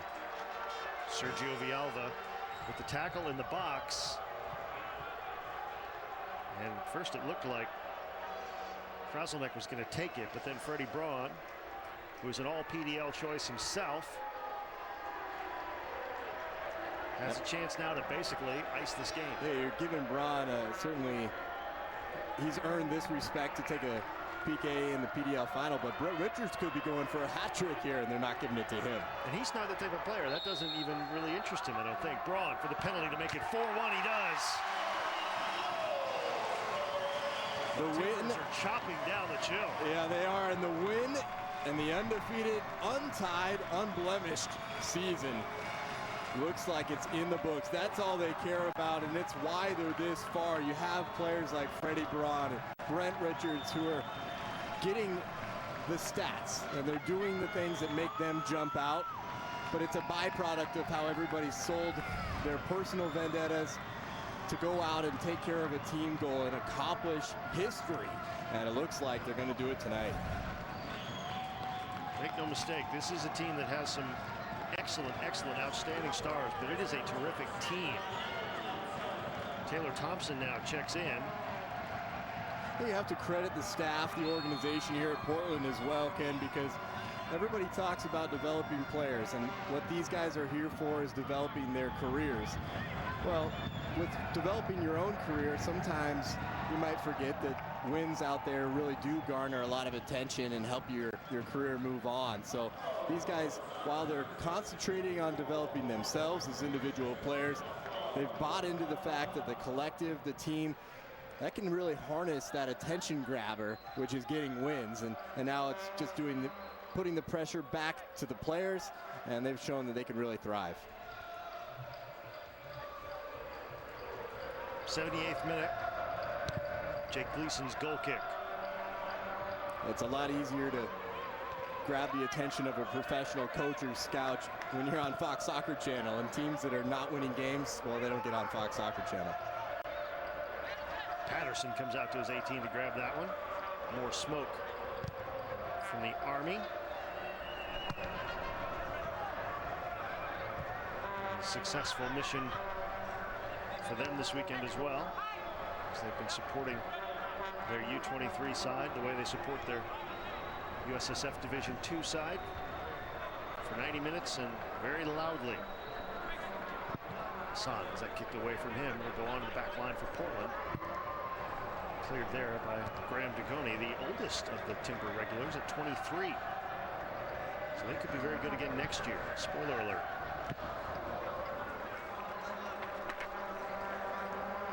It'll be interesting to see how many of these players do come back, how much new talent they bring in. It's all about development here, and as the landscape changes with the Portland Timbers organization to Major League Soccer organization, that could change as well. Attempted scissors there by Calesi. Vialva plays it back. Back forward, Calesi. First touch betrays him. Cleared away. Richards onside. Richards from the 18. He's taken down. This time, no penalty forthcoming. Yeah, great first touch by Richards. Looking over his shoulder, kind of a David Platt-esque play as the former England man able to turn it over his shoulder and volley. A first-time touch from Richards was stellar, but so was the challenge. That was a good tackle. Schwarzengerber draws a bead on that one. Has to wait for it to come down off the turf. Plays it into space, nobody there. 80th minute now. Oganyemi. All these options, what shall I do? He takes a hip check and Mauricio Ladani says, get up. Oliveira. Dispossessed by Stevie Evans. Kraselnik now.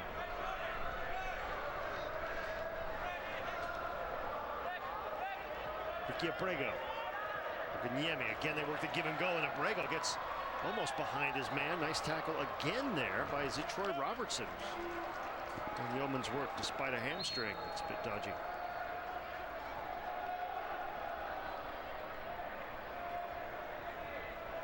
Ten minutes left in the 2010 Premier Development League Final. Ken Tomash and John Billings with you from PGE Park in downtown Portland, Oregon, and the homestanding Timbers U23 side looking to become a history-making one, as they would be 20-0 and champions if this scoreline holds, or at least if the result does. Thunder Bay Dan Montagne checks in.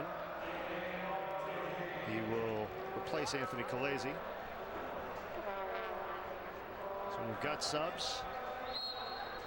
May as well use them and get some kids some big game experience, as the Chill, which struggled in its first few years at the PDL level, since has been a mainstay in the playoffs. This is their second finals appearance in the last 3 years. They won it in 08. Doesn't look like it's going to go their way here in 2010. Tracy Hassan. Wide and out of play for a goal kick. No, it's kept in. Everyone thought that ball had gone out of play. Here's Oganyemi. Dancing with it on the end line. Finally puts it off. Troy Robertson and wins a corner.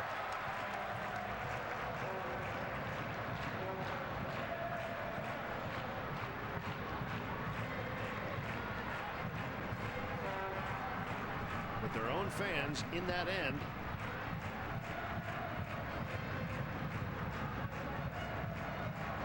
Timbers get a corner in the 82nd minute, already up 4-1.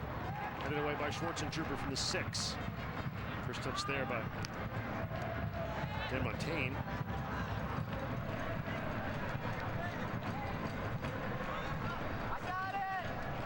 Too strong in the touch there by Nolan Intermoya. Throw in for Portland.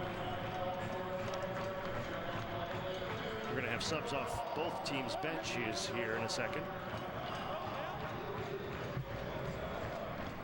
As both Tony Calistro, Jim Rylat will go to their benches. That is Fernando Alvarez, number 3 for Thunder Bay, who replaces Troy Robertson.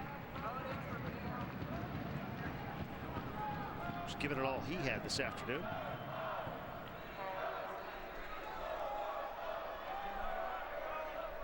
So Fernando Alvarez is into the match. Just a 19-year-old from Judson University, and big hand is for Matt Drake. Actually, the big hand is for the man who's going out, Brent Richards, with 2 goals. Standing O, Matt Drake does get in as well.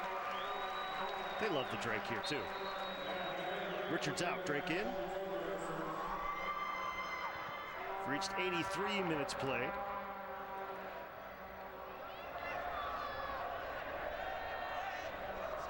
And a throw in for Portland on the touchline.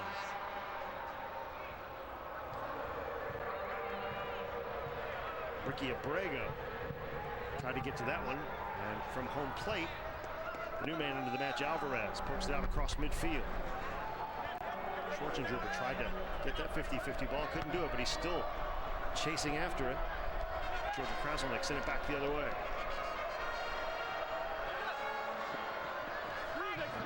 And again, Kraselnik, who's done a fine job both ends of the field today, comes away with that one and plays it wide to Tracy Hassan.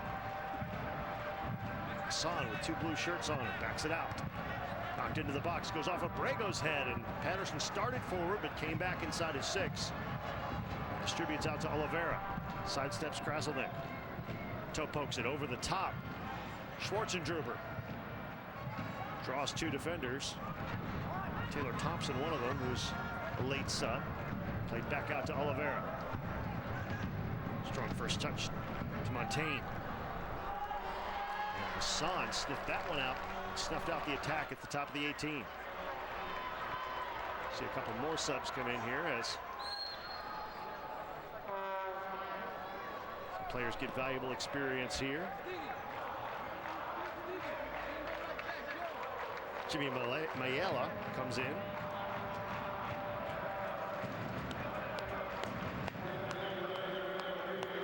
The 21-year-old Canadian. And Ricky Dorrego is in for Jordan Kraselnik.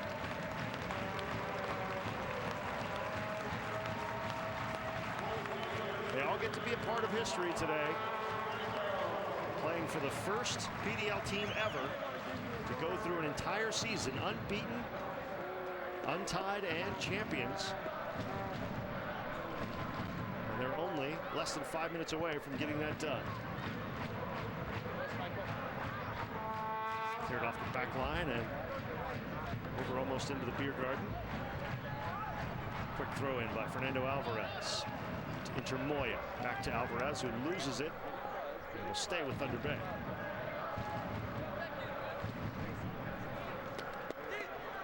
Evans wins that one off the throw for Portland. Oganyemi battles for it. It's poked forward by Alvarez. Cleared out towards midfield with Alesi. Now on the break, Abrego. Patterson comes way out to clear that one. As Ricky Dorrego was bearing down on him.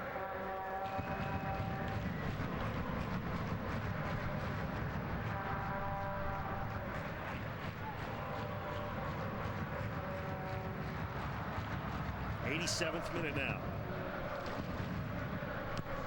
Gleason punts it long. Oganyemi draws a beat on it there, but his defender gets there first, gets his head to it. Fernando Alvarez. They'll play it wide to Oganyemi. And we'll go out off a defender. And yet another corner kick for the guys in green. Oganyemi has been very active You can see he's feeling it.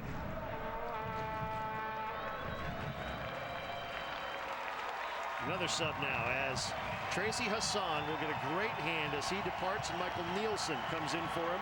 Hassan scored the first goal, was involved in the mix-up that led to Thunder Bay's, to this point, only goal, but well deserving of a round of applause from the Timbers Army. Corner kick sent into the 6, headed out. Freddie Braun gets ahead to it. Oganyemi tries the back heel. Left-footed shot goes wide of the mark by Matt Drake. Knocked long again. They look for Schwarzenegger.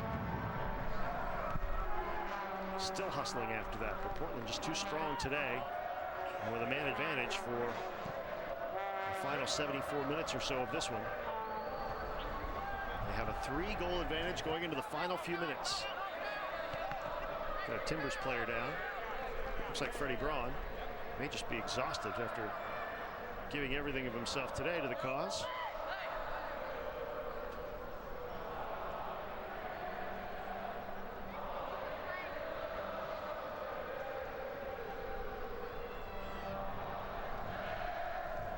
Trying to work out the cramp, and he'll be up, and he's only got to survive another few minutes before he can join in the celebration with the rest of his teammates. Throw in for Thunder Bay.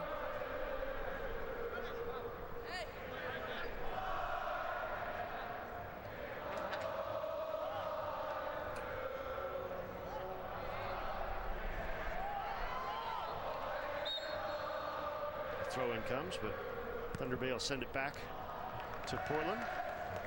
Sportsmanlike gesture. 89th minute now. The result hasn't been in doubt for a while, only the final score. Gleason knocks that one long, headed back the other way by Thunder Bay.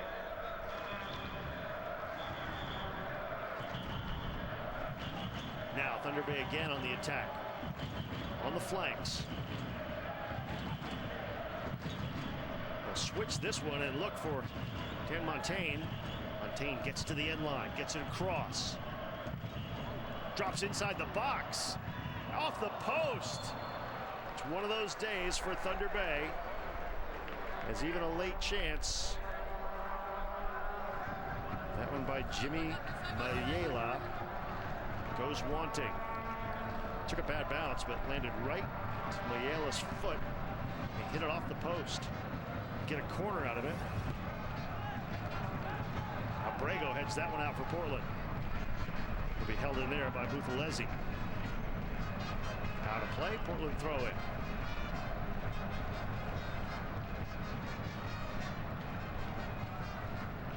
Well, the celebration is going to be delayed a bit, as we're apparently going to have 4 minutes of stoppage time here in the second half.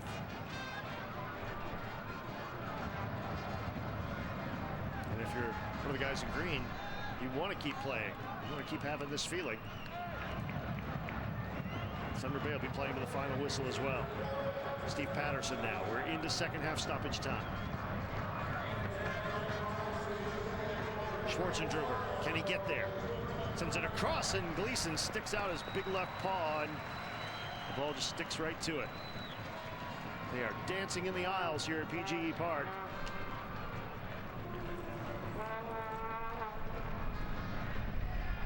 Gleason sends that one long. Abrego has it go over his head.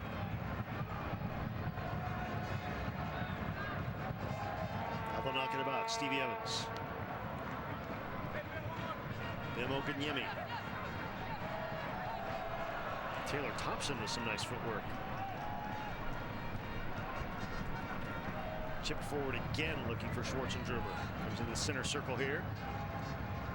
Evans has it.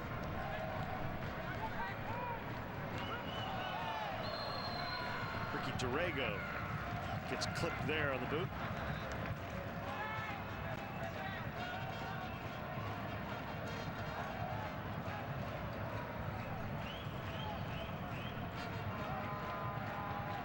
Into the second minute of what should be 4 minutes of stoppage time here in the second half.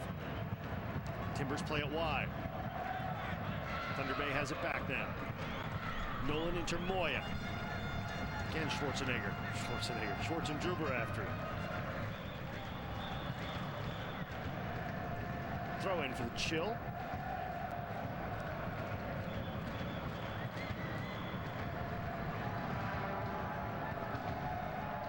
Ricky Abrego races after that one.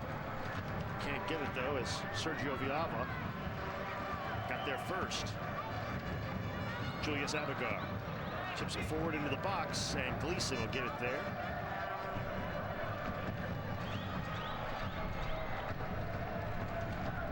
Under 2 minutes left.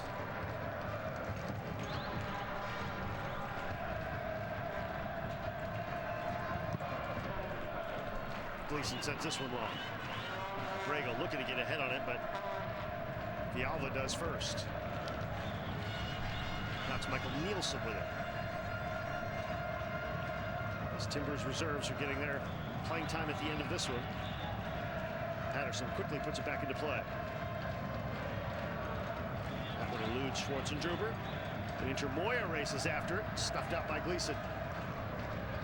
Evans showing so much poise and skill for an 18-year-old. Oganyemi flips that one over his defender, comes off his head. He tried to poke it forward, it'll go out of play.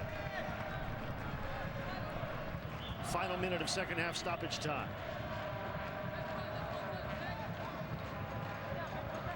And Portland will cap the first undefeated season in the history of the Premier Development League. Inter Moya. Villalba. Buthelezi. Thunder Bay have one more attack in them before the clock strikes midnight. That one gets past Buthelezi. With only seconds to play now. Gleason finds a ball that he likes.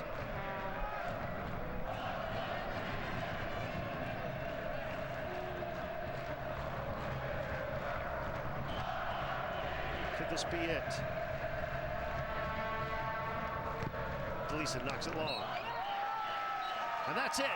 Portland is perfect. Soccer City, USA finally has a national champion. The Portland Timbers U23s beat the Thunder Bay Chill 4-1 to win the 2010 Premier Development League Championship in front of the home fans.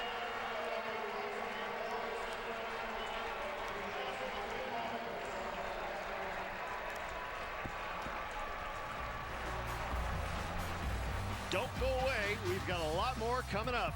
We'll have the trophy presentation. We'll have highlights. We'll have interviews. It's all coming up after this break. Don't go away. You're watching the PDL Final. Sound like refreshment? Not to me. I hear a cry for help. Begging for the ridiculous flavor of Captain Morgan Lime Bite. Bite this, brochacho. Try Captain Morgan Lime Bite. Drink responsibly. Introducing the Skechers Resistance Runner. Like running barefoot in the sand. Skechers Resistance Runner. We now offer phone service for $1.70 a month with Magic Jack. That's just $19.95 a year. $19.95 a year. We give you free local and long distance and your own phone number. How much could you save every month? Over $100. I'd say $40 to $50 a month. About $40 a month. About $50 a month. You could save $500 to $1,000 a year. That's why over 6 million people have already made the switch to Magic Jack. Start your savings today. Get Magic Jack at Walgreens. State Farm agent Carrie Maddox loves to tell everyone how drivers can get discounts up to 40%. Your neighbors can tell you too. They're probably some of State Farm's 40 million drivers. So talk to them. Then call a State Farm agent like me. Call her. When I need to wire money here, I always use Zoom.com. It's brilliant. With Zoom.com, your funds reach any major bank in one business day, and it costs peanuts, just $4.99. So if you live here, avoid the queue at the bank and use Zoom.com to wire money online. You'll think it's the dogs. Zoom.com, I love it. Wire money to Europe, Canada, Australia, New Zealand and South Africa and pay just $4.99. It's an MLS and WPS doubleheader on FSC. First, surging FC Dallas take on the Philadelphia Union. Then, the Philadelphia Independents take on the Boston Breakers in a WPS East Coast showdown. Live tomorrow on FSC. There's a lot of people crunching all kinds of numbers to figure out ways to save money, and they finally come up with an answer. I could have told you that. Motel 6, still the lowest price of any national chain. I'm Tom Bodette, and we'll leave the light on for you. The best league from France is on Fox Soccer Plus. Charlie, it's in! This season, don't miss a moment of the drama. Ligue 1 on Fox Soccer Plus. It's the FA Community Shield. Top dogs Chelsea take on Manchester United. Live tomorrow on Fox Soccer Channel.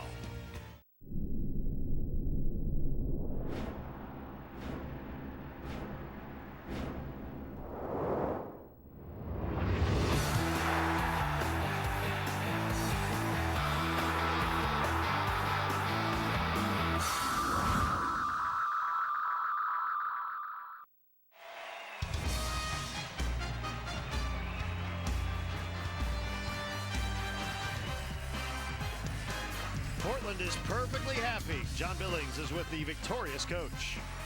Pretty happy too, Jim Rylett, coach of the year, and talk about icing on the cake. An undefeated, untied season. It's got to feel great. Very, very excited about it, and feet a weight off our shoulders. Thank you, boys.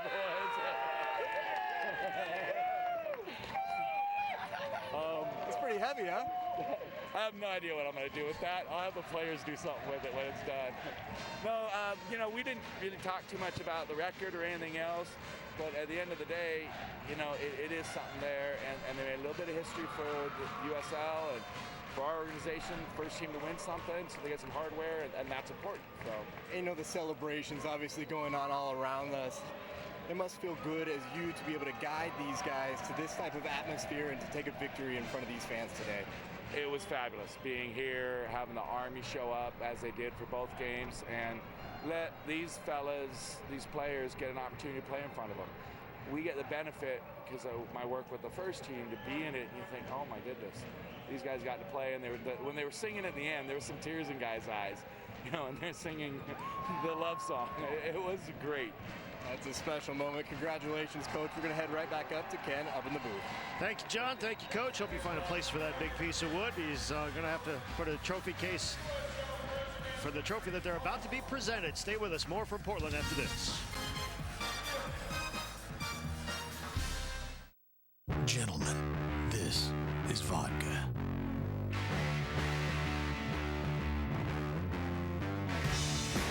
Some men know how to end the night properly.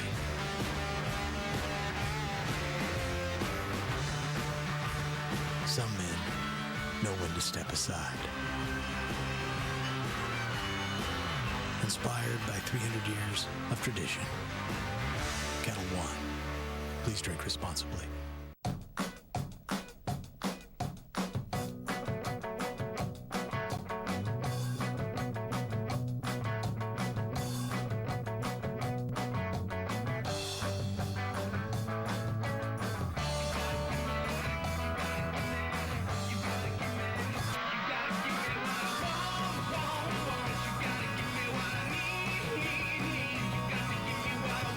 Geico. Saving people money on more than just car insurance.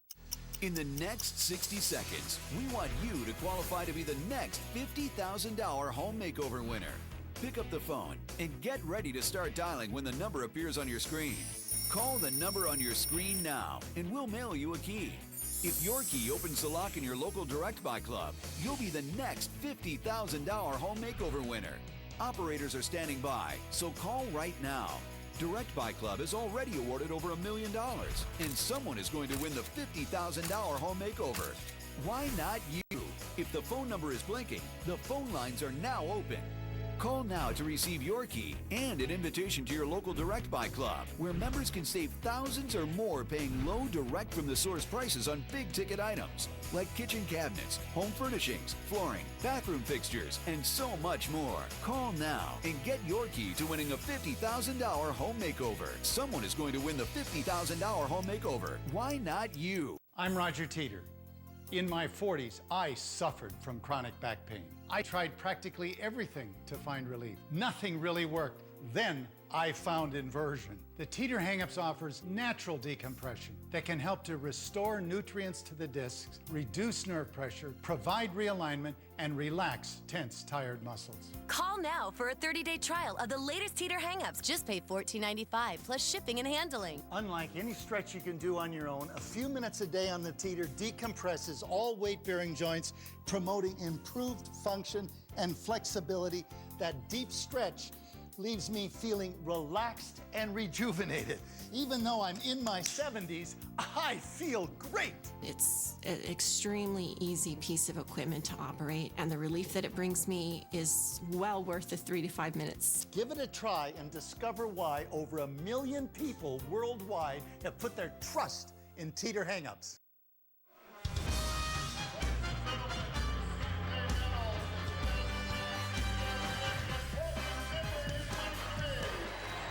Well, it doesn't get any better than this is a cliche, but it literally cannot get any better than this, as the Portland Timbers U23s have capped a perfect season. 20 victories in 20 matches and a 4-1 result here this afternoon in front of the folks at PGE Park in downtown Portland as they cap this season by winning the 2010 Premier Development League Championship.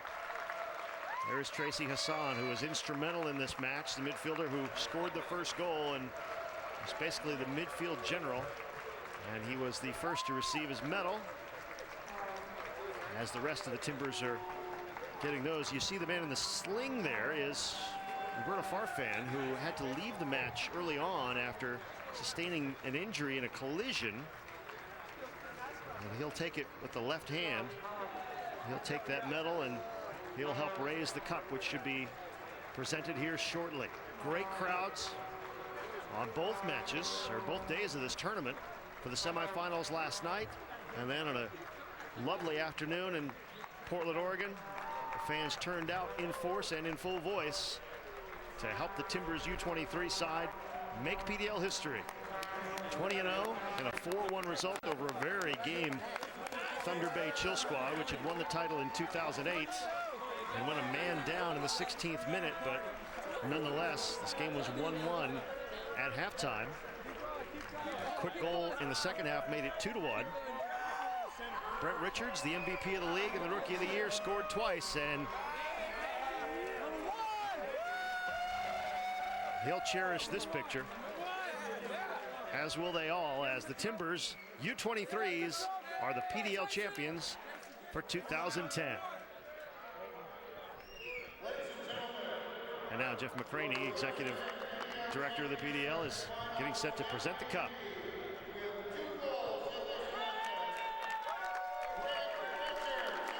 But first, the MVP award for the game. No surprise. He's won everything there is to win this year. Rookie of the Year, most valuable player in the league, most valuable player in the final, and a championship. And now the cup.